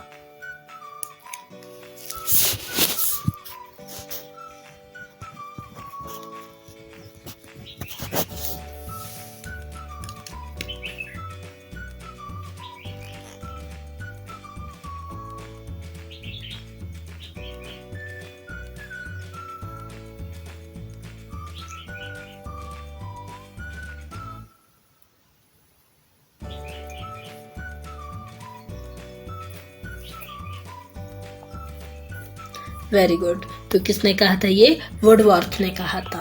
ओके, तो अब हम यहाँ पे बात इसी की करने वाले हैं कि किसने क्या कहा, किसने क्या कहा। काफ़ी क्वेश्चन है हमारे पास, 2-4, तो ध्यान रखना है।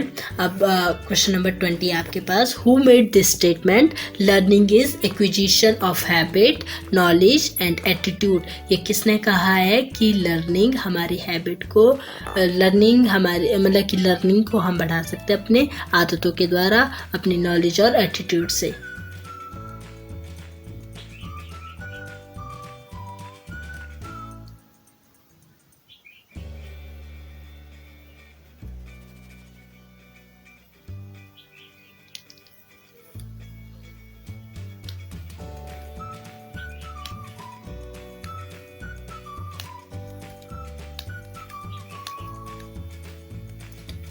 Very good, very good.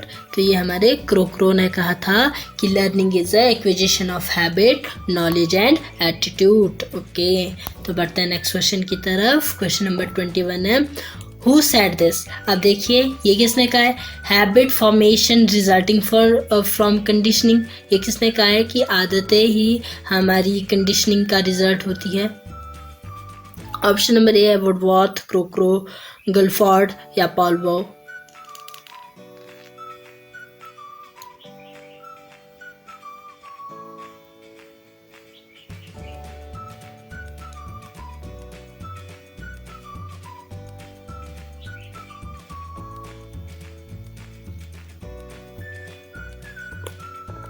Very good.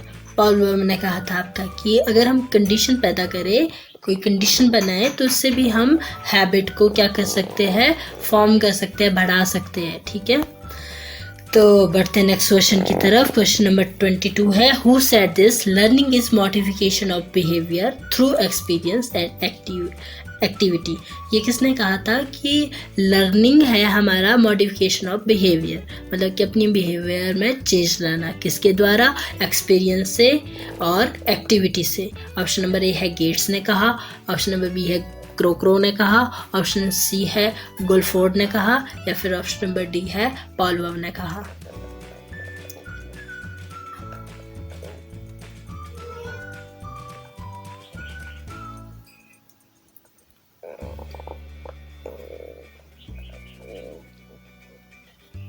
Very good.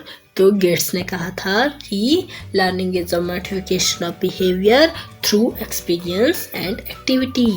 Okay, तो बढ़ते हैं नेक्स्ट क्वेश्चन की तरफ। Dash is the essential for successful teaching. Successful teaching के लिए क्या एसेंशियल है, क्या ज़रूरी है। ऑप्शन नंबर ए है style of teaching, option number B है feedback of training, option number C है सिलेक्शन ऑफ टीचिंग मेथड, या ऑप्शन नंबर डी है प्लानिंग एंड ऑर्गेनाइजेशन टीचिंग।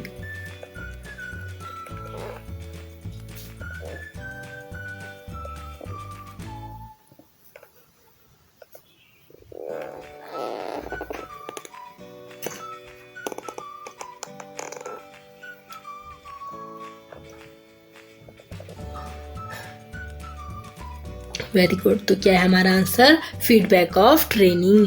तो ट्रेनिंग से फीडबैक लेना ज़रूरी है हमारी सक्सेसफुल टीचिंग के लिए। ठीक है, तो बढ़ते हैं नेक्स्ट क्वेश्चन की तरफ। क्वेश्चन नंबर 24 है गुड टीचिंग मस्ट। अच्छी टीचिंग कौन सी होती है, जिसमें क्या चीज़ हो। ऑप्शन नंबर ए है have desirable information and efficient planning. Option number B है motivate for self learning and providing opportunity for activity. Option number C है be sympathetic and cooperative. Option number D है all of the above.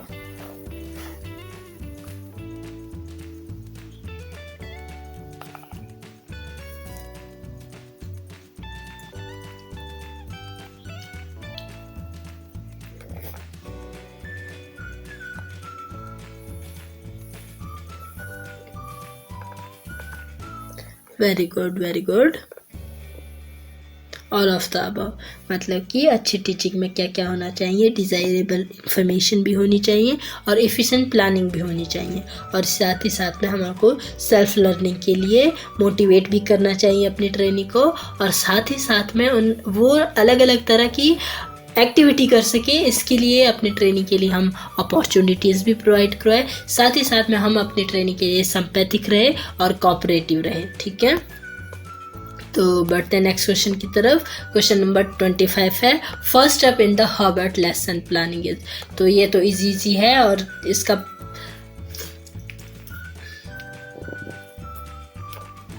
Good first step कौन सा था हमारा, preparation था। Preparation मतलब हर चीज़ की प्रेपरेशन करना। ठीक है, ये आप बताओगे कि कौन कौन सी प्रेपरेशन करनी होती है प्रेपरेशन स्टेप के अंदर। चलो बता दीजिए कि प्रेपरेशन स्टेप के अंदर हम किस किस चीज़ की प्रेपरेशन करते हैं।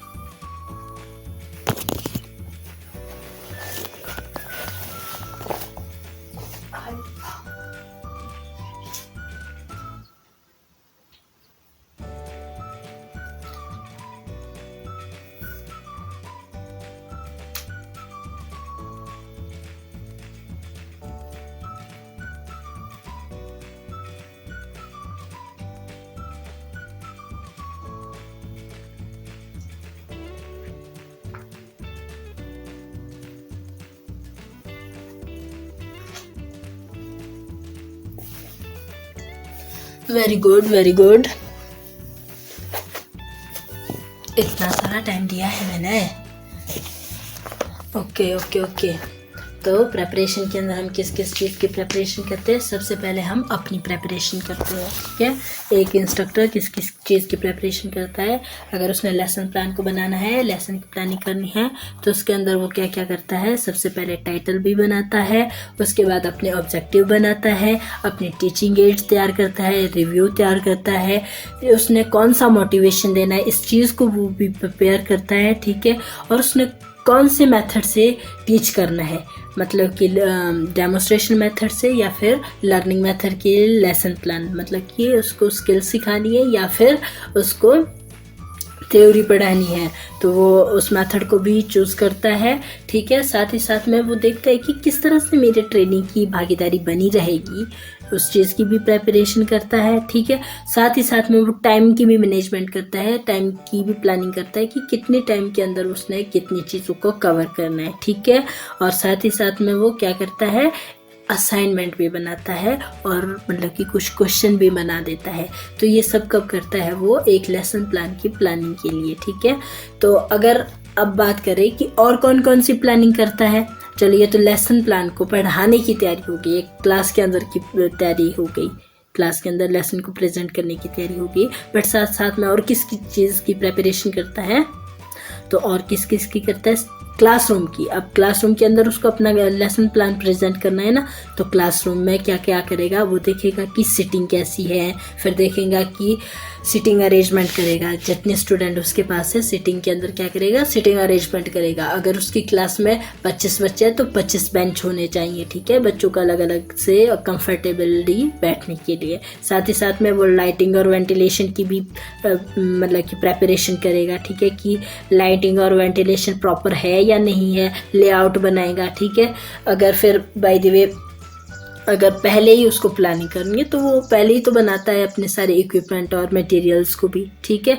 तो जितने भी एक्स्ट्रा मटेरियल होते हैं उसको आउट कर देता है अपनी क्लासरूम से, और जो जो उसको सेफ्टी इक्विपमेंट यूज़ में आने हैं उन चीज़ों का भी वो क्या करता है? प्रेपरेशन करता है। और उसके बाद अपने ट्रेनिंग को तैयार करता है पढ़ाने के लिए, ठीक है। अब पढ़ाने के लिए तैयार कर दिया और पढ़ाने के लिए क्लास लगा दी, और फिर उसके बाद प्रेपरेशन के लिए जो जो उसने चीज़ें तैयार की थी उस चीज़ को अपने क्लासरूम के अंदर लाएगा, ठीक है। तो अब बढ़ते हैं नेक्स्ट क्वेश्चन की तरफ, और इसमें हम पहुँच गए हैं लेसन प्लान की सेकेंड स्टेप की तरफ, कि लेसन प्लान का सेकेंड स्टेप कौन सा बनाया है हर्बर्ट ने।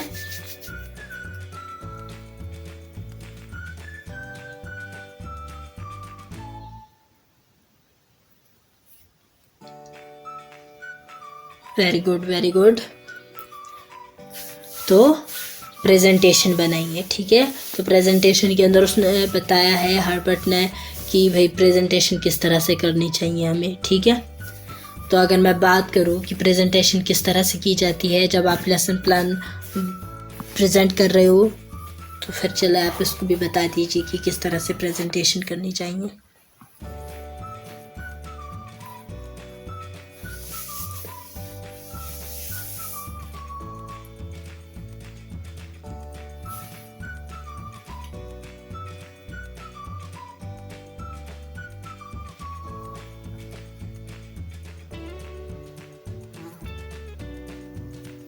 Very good.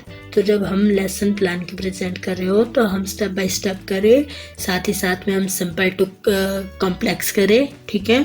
और जो पहले हमारे ट्रेनिंग को पता है पहले वो बताए, उसके बाद अननोन की तरफ चले, ठीक है। और साथ ही साथ में हम क्या करते हैं कि जब हमने लेसन प्लान बनाया तो लेसन प्लान को पूरी तरह से अपनाना भी है, उसके ऑब्जेक्टिव को भी बताना है, साथ में क्या है जो हमारा टॉपिक था उसको 1 बाय 1 करके अच्छे से एक्सप्लेन करना है, ठीक है। और साथ ही साथ में अपनी प्रेजेंटेशन को इफ़ेक्टिव बनाने के लिए हम क्वेश्चन भी पूछते हैं। तो कौन कौन से क्वेश्चन पूछते हैं हम? इंट्रोडक्शनरी क्वेश्चन पूछेंगे या फिर रिव्यू क्वेश्चन पूछेंगे, और क्या करते हैं साथ ही साथ में पढ़ाते पढ़ाते ही क्वेश्चन डेवलप करते हैं हम, ठीक है। तो उसको हम कौन से क्वेश्चन बोलते हैं? डेवलपिंग क्वेश्चन पूछते हैं। साथ ही साथ में हम अपने ट्रेनिंग को क्या कर सके, थोड़ा सा स्टिमुलेट कर सके, उत्साहित कर सके किसी चीज़ के लिए, प्रोत्साहित कर सके किसी चीज़ के लिए, तो उनसे एप्लीकेशन वाले क्वेश्चन भी पूछते हैं, ठीक है। तो थर्ड स्टेप कौन सा है हमारा लेसन प्लान का?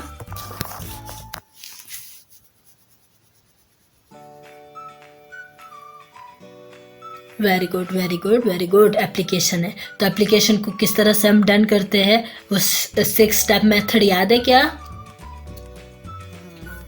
चलो आप 6 स्टेप मेथड लिख लीजिए।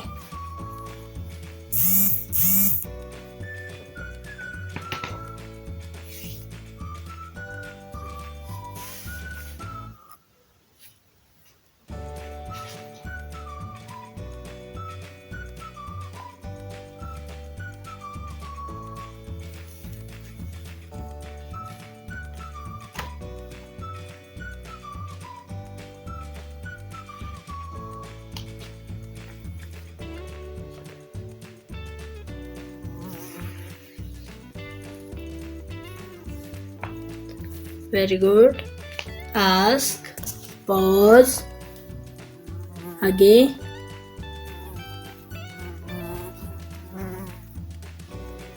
call,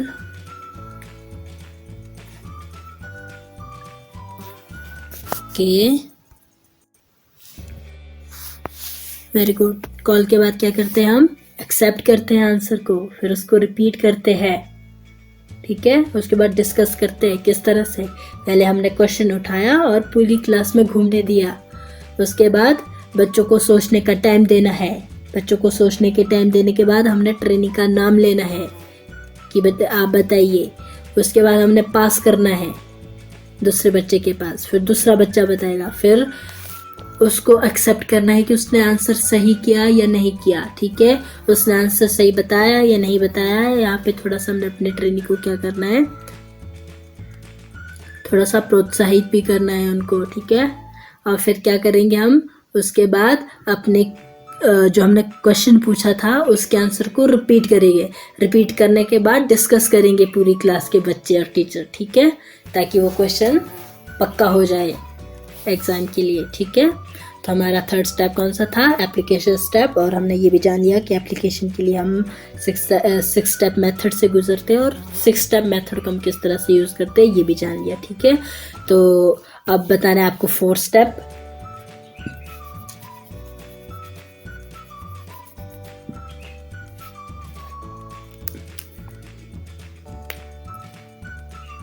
very good very good very good. Test है हमारा, ठीक है। तो टेस्ट हम क्यों लेते हैं?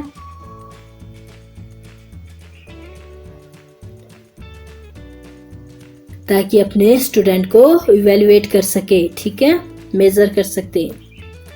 तो अब क्वेश्चन नंबर 29 है हमारे पास। Teaching is an art and to acquire efficiency in this art the teacher need, कि भाई टीचिंग आपकी एक आर्ट है और अगर आप इसमें एफिशिएंसी को एक्वायर करना चाहते हो इस आर्ट में, तो एक टीचर की क्या नीड रहती है?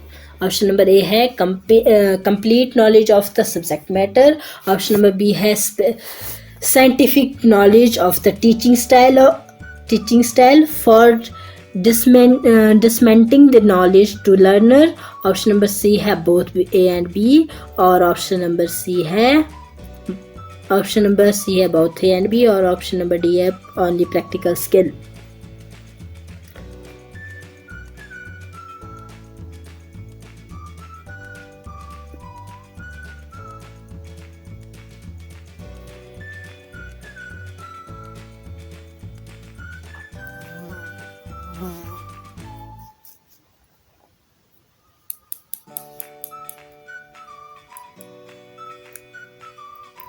Very good. Option number C both and A and B, मतलब कि अगर एक टीचर जो है टीचिंग को एक्वायर करना चाहता है, एफिशिएंसी लाना चाहता है अपनी टीचिंग के अंदर, टीचिंग आर्ट के अंदर, मतलब टीचिंग की कला के अंदर, तो फिर उसको एक सब्जेक्ट मैटर की भी अच्छी नॉलेज होनी चाहिए और उसको पता होना चाहिए अच्छे से टीचिंग स्टाइल का, साइंटिफिकल नॉलेज होनी चाहिए टीचिंग स्टाइल की, और उसको पता होना चाहिए कि उसको किस तरह से अपने लर्नर को नॉलेज देनी है, अपने ट्रेनिंग की नॉलेज को एक्वायर करना है, ठीक है, किस तरह से नॉलेज प्रोवाइड करवानी है अपने लर्नर को, ठीक है। तो ये दोनों है हमारे आंसर, ऑप्शन नंबर ए और बी। तो ऑप्शन नंबर सी हमारा राइट आंसर हो जाता है। तो क्वेश्चन नंबर 30 है हमारे पास। Trainee teacher must learn the maximum of teaching. तो मैक्सिमम ऑफ टीचिंग की हिंदी क्या बताई थी मैंने आपको? शिक्षण के सूत्र, ठीक है। तो फिर क्या है, during teaching training the make clear. तो जो एक भाई टीचर ट्रेनिंग होता है वो शिक्षण के सूत्र को सीखने के लिए अपनी टीचिंग ट्रेनिंग के दौरान क्या क्या चीज़ करता है, किस तरह से उसको क्लियर करनी है, अच्छी बनानी है अपनी टीचिंग, तो वो क्या क्या सीखता है। ऑप्शन नंबर ए है when the teaching should be started, वो सीखता है कि किस तरह से स्टार्ट करना है। ऑप्शन नंबर बी है in what sequence teaching should be done, और वो ये भी सीखता है कि किस तरह सीक्वेंस में उसको अपनी टीचिंग को डन करना है। और साथ ही साथ में how teaching should be done in order to achieve order, साथ ही साथ में वो सीखता है कि किस तरह से उसको अपने ऑब्जेक्टिव को अचीव करने के लिए टीचिंग को डन करना है ऑर्डर में, ठीक है। और ऑप्शन नंबर डी है all of the above.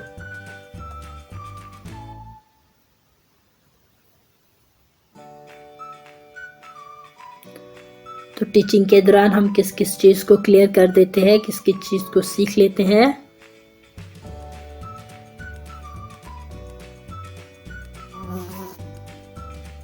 Very good, all of the above है हमारा आंसर। मतलब कि ट्रेनिंग के दौरान ही हम, ट्रेनिंग टीचर हम ही है ना, तो ट्रेनिंग टीचर हम है, तो हम ट्रेनिंग के दौरान क्या सीख रहे हैं, हम सीख रहे हैं कि किस तरह से हमारे स्टार्ट करना है, अपने कंटेंट को किस तरह से स्टार्ट करना है, किस तरह से हमारे को अपने जो टीचिंग है, मतलब कि जो हम पढ़ाने जा रहे हैं उसको हमने किस सीक्वेंस में पढ़ाना है, किस डायरेक्शन में मूव होना है, किस तरह से क्या करवाना है, ठीक है। और साथ में हमने अपने ऑब्जेक्टिव को अचीव करने के लिए किस तरह से ऑर्डर में डन करनी है अपनी टीचिंग, ये चीज़ भी हम सीख रहे हैं, ठीक है।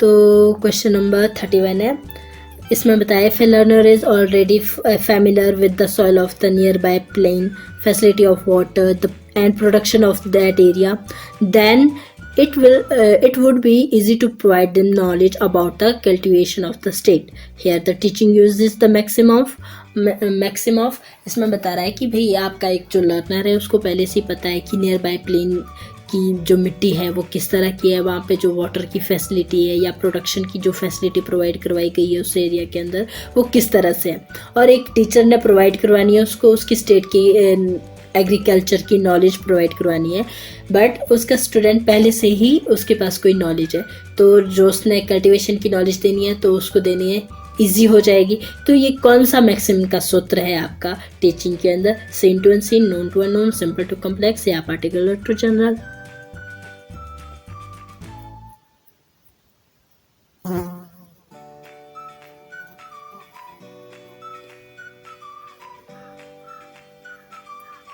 Very good, known to unknown, क्योंकि कुछ तो उसके लर्नर पहले ही जानते हैं कि मिट्टी की क्षमता कैसी है, प्लेस कैसे है, मैदान में मिट्टी की प्रकार कैसे है, वहाँ पे फैसिलिटी किस तरह की प्रोवाइड करवाई गई है आपके फसलों को लेकर या फिर आपके वाटर को लेकर, साथ ही साथ में प्रोडक्शन भी बताई गई है कि किस तरह से है।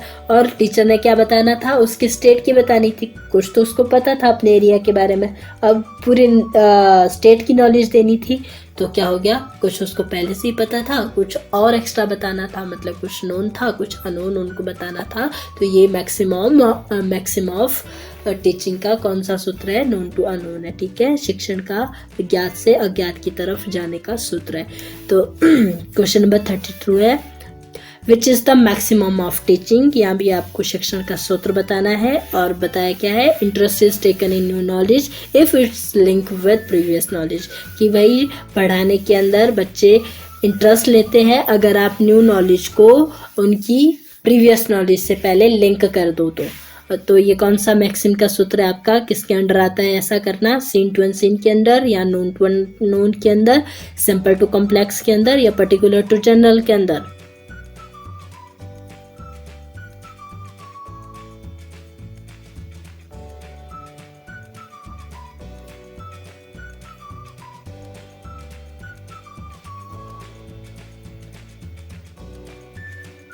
Very good, known to unknown, मतलब प्रीवियस नॉलेज उनको कुछ पता थी और अब आपने एक्स्ट्रा नॉलेज देनी थी, इसके लिए आपने उनकी प्रीवियस नॉलेज को क्या किया है, रिवाइज किया है, उसके बाद न्यू नॉलेज दी है, तो ये भी क्या कहलाते हैं, known to unknown. New knowledge देना क्या हुई, अननोन, जो उन्हें पता नहीं था, ठीक है।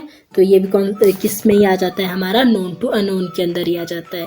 तो बढ़ते क्वेश्चन नंबर 33 के अंदर तरफ। The learner ranging from 6 to 14 years function at perception level, कि जो आपके 6 से 14 साल के बच्चे होते हैं वो प्रिसेप्शन लेवल पर सीखते हैं, ठीक है।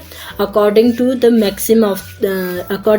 मैक्सिम मतलब कि सूत्रों के according the teacher provide necessary knowledge, जो टीचर है वो नेसेसरी नॉलेज बताना चाह रहा है, पढ़ाना चाह रहा है अबाउट नॉन परसेप्शनल थिंग, किसके बारे में, जो नॉन परसेप्शनल थिंग्स के बारे में। तो वो क्या कहलाती है, नोन टू अननोन, से ऑप्शन नंबर ए है seen to unseen, option number B है known to unknown, option number C है सिंपल टू कॉम्प्लेक्स और ऑप्शन नंबर डी है पर्टिकुलर टू जनरल।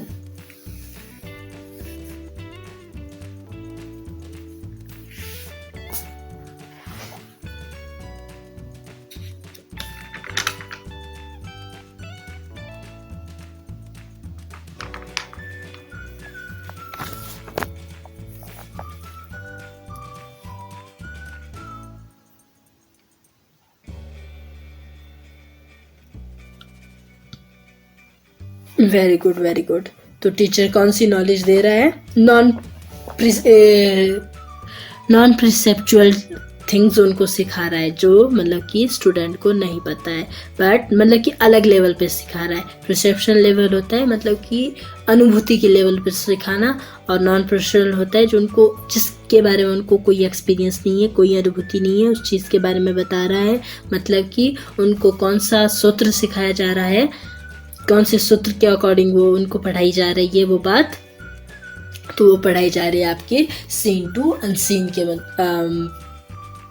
सूत्र के अकॉर्डिंग, मैक्सिमम ऑफ टीचिंग के according, ठीक है। सीन टू अनसीन में मतलब कि बाय द वे उसने कोई एक्सपीरियंस हासिल किया है, ठीक है, उसके पास कोई एक्सपीरियंस है, तो उस चीज़ को उसने देखा भी है, जाना भी है, ठीक है। अब आप उसको और एक्स्ट्रा नॉलेज देना चाहते हो, और एक्स्ट्रा बताना चाहते हो जो उसको नहीं पता था, जो उसने नहीं देखी थी, जो उसके पास एक्सपीरियंस नहीं था, तो वो कौन सी में आ जाती है, हमारी सीन टू अनसीन में आ जाती है, ठीक है। और क्वेश्चन नंबर 34 है, which is the maximum of teaching. यहाँ भी आपको शिक्षण के सूत्र बताने हैं। First teach simple content and then complex trend. ये कौन सा शिक्षण का सूत्र है कि पहले आप सिंपल करवाते हो, उसके बाद आप कठिन करवाते हो, कॉम्प्लेक्स करवाते हो। तो ये सीन टू अनसीन है, नोन टू अननोन है, या पर्टिकुलर टू जनरल है, या नन है।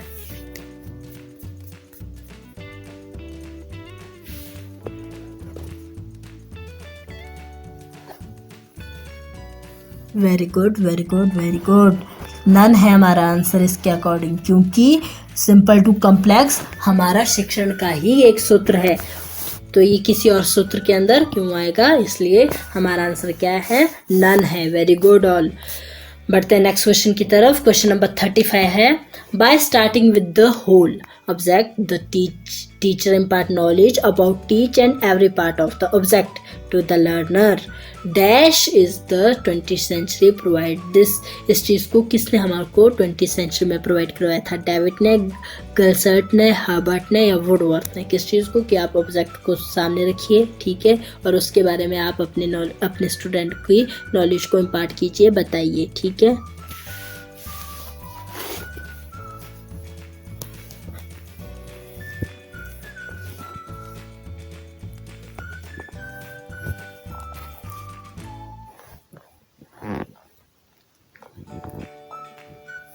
Very good. किसने किया था, गैस्टॉट ने बताया था, ठीक है। 20वीं शताब्दी में इन्होंने ये विचारधारा में गैस्टॉट ने बताई, ठीक है। तो क्वेश्चन नंबर 36 है, dash means the problem is separated into its various element and then they are studied. ये किसका मीनिंग है कि हम प्रॉब्लम को पहले सेपरेट करते हैं, ठीक है, उसके एलिमेंट को समझते हैं, उसकी स्टडी करते हैं। ऐसा हम किस में करते हैं, सैनिटाइज में, एनालाइज में, रेशनल में, या एम्पिरिकल में।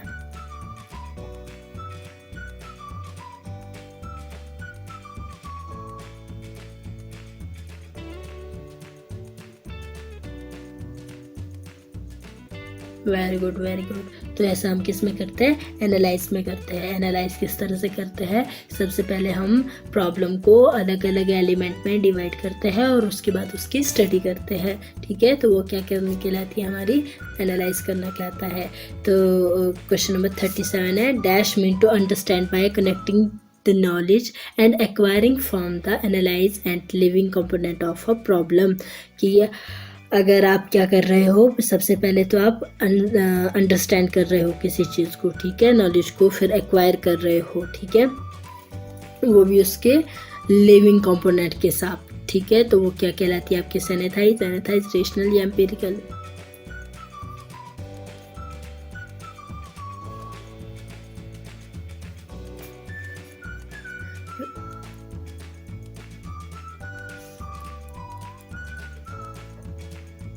वेरी गुड, सेनेथिस कहलाती है, संश्लेषण करना कहलाता है। संश्लेषण करते हो आप किस तरह से, सबसे पहले तो आप जो आपकी प्रॉब्लम होती है उसको आप एनालाइज करते हो और जितने भी आपके लिविंग कंपोनेंट होते हैं उस प्रॉब्लम से रिलेटेड उनके बारे में सबसे पहले आप नॉलेज लेते हो। नॉलेज लेने के बाद आप उसको समझते हो, ठीक है, उसके बाद उसको क्या करते हो, सॉल्व करते हो। तो वो क्या कहलाती है आपकी, सेनेथिस कहलाती है, संश्लेषण कहलाती है। तो क्वेश्चन नंबर 38 है, which is the maximum of teaching. यहाँ भी आपसे शिक्षण के सूत्र पूछे, fig up wagyu, uncertain and unorganised knowledge. कि कोई अनक्लियर है मतलब कि अस्पष्ट है, अनसर्न है मतलब कि अनिश्चित है, अनऑर्गेनाइज्ड है मतलब कि ऑर्गेनाइज्ड नहीं है, और उसको आप इनटू चेंज कर रहे हो क्लियर में, डेफिनेट में और वेल ऑर्गेनाइज्ड शेप में। तो ये कौन सा शिक्षण का सूत्र है आपका, इंडेफिनेट टू डेफिनेट या कंक्रीट टू अब्स्ट्रैक्ट, या ऑप्शन नंबर सी है पर्टिकुलर टू जनरल, या ऑप्शन नंबर डी है analyse to synthesise.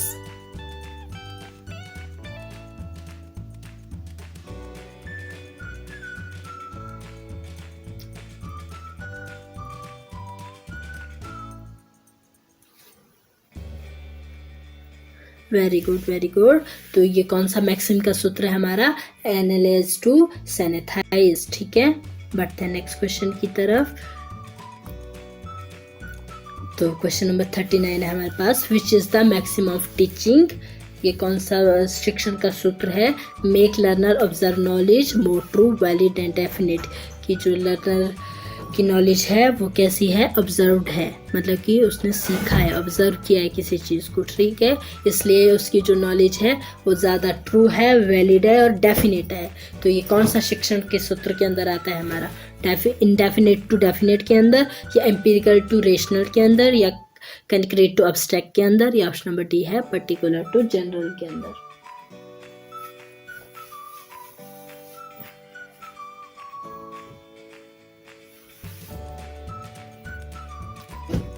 Very good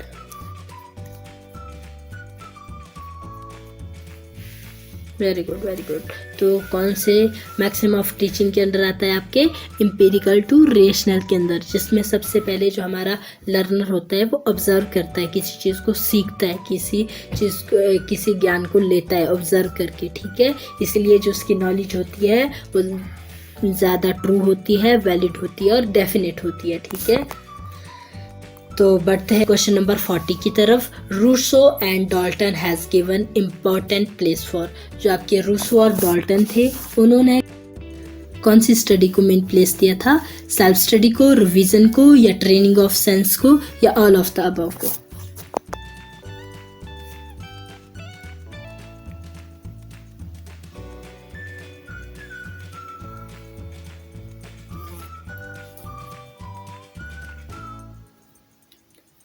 very good very good. तो इम्पॉर्टेंट प्लेस किसके लिए दिया था, सेल्फ स्टडी के लिए दिया था, कि हम अगर सेल्फ स्टडी करते हैं तो हम ज़्यादा अच्छे से सीखते हैं, ठीक है।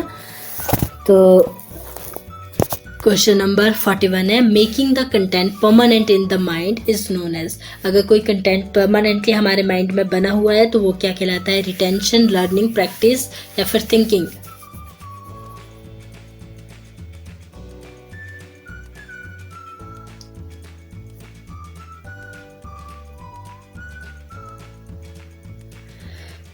वेरी गुड, रिटेंशन कहलाती है।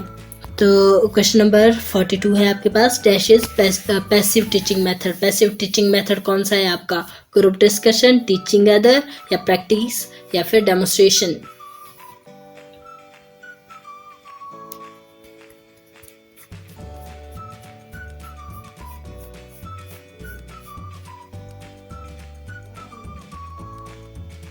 Very good very good, demonstration method है, ठीक है। मतलब कि जो आपका डेमोन्स्ट्रेशन है वो एक पैसिव टीचिंग मेथड है, ठीक है। तो बढ़ते हैं नेक्स्ट की तरफ। क्वेश्चन नंबर 43 है, dash is the participatory teaching method. Participatory teaching method कौन सी है हमारी? लेक्चर, डेमोन्स्ट्रेशन, ग्रुप डिस्कशन, या रीडिंग।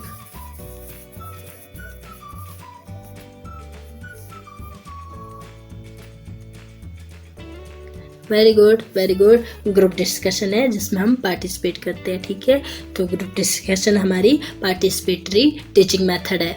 तो क्वेश्चन नंबर 44 है, learn experience bringing to our alert mind is called learning, recall, retention, recognition.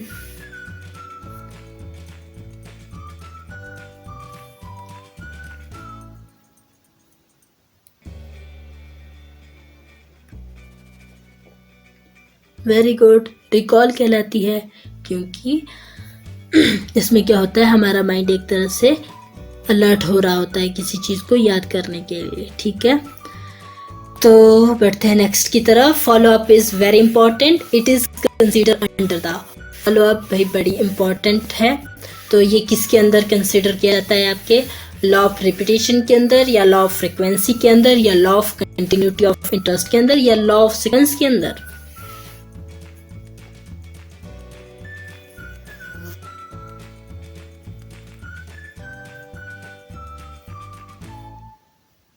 Very good, repetition, law of repetition. Repetition में हम क्या करते हैं? फॉलो अप करते हैं। ओके, बढ़ते हैं नेक्स्ट क्वेश्चन की तरफ। क्वेश्चन नंबर 46 है, if two things are similar in property and use, remember one and lead us to other. Option number A है law of association, law of similarity, law of frequency, या फिर law of sequence.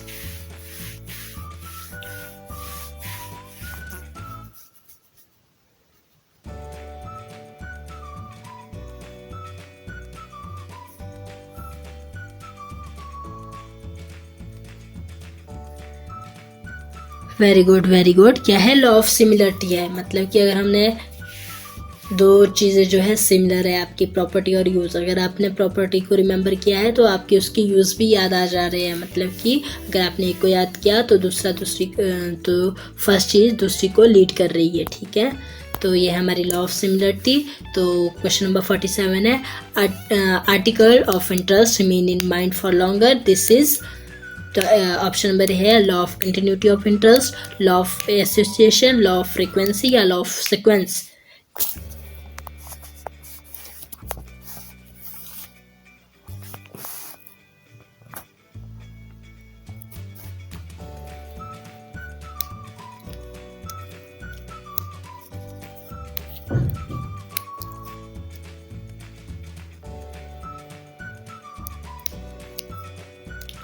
Very good very good, ये सभी के question पहले भी सही थे, इसलिए मैं इनको ज़्यादा डिस्कस नहीं कर रही हूँ। तो ये क्या कहलाते हैं? हमारे law of continuity of interest के अंदर आते हैं, ठीक है। This is the law of continuity of interest. तो क्वेश्चन नंबर 48 है, mind impact at early stage remains longer, this is the dash. This is the option number A है law of continuity of interest, law of association, law of frequency, या law of primacy. Early stage में हमारे mind पर impact पड़ रहा है और लंबे समय तक बना रहेगा, तो वो क्या कहलाता है? Very good, law of primacy कहलाता है। बढ़ते हैं नेक्स्ट क्वेश्चन की तरफ। क्वेश्चन नंबर 49 है, event having strong impact on mind. किसी इवेंट का हमारे माइंड पर स्ट्रॉन्ग इम्पैक्ट पड़ गया है तो वो और लंबे समय तक बना रहेगा, तो वो क्या कहलाता है आपका? लॉ ऑफ फ्रिक्वेंसी, या लॉ ऑफ स्ट्रॉन्ग इम्प्रेशन, और या ऑप्शन नंबर सी है law of continuity of interest, या लॉ ऑफ प्राइमेसी।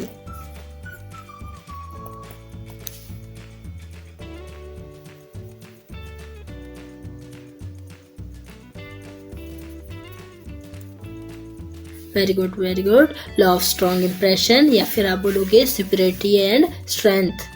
तो आज का लास्ट क्वेश्चन है आर्टिकल ऑफ ऑपोजिशन नेचर, मतलब कि जो आपकी चीज़ें हैं वो ऑपोजिट नेचर की है, ठीक है। Go together one of them and second will be remember, this is known as, option number A है law of frequency, law of strong impression, law of continuity of interest या law of constant.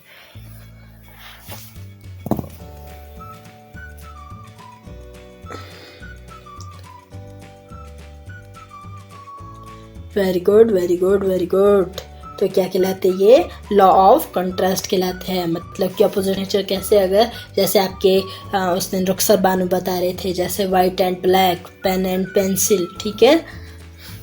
तो आज का हमारा session complete हो जाता है।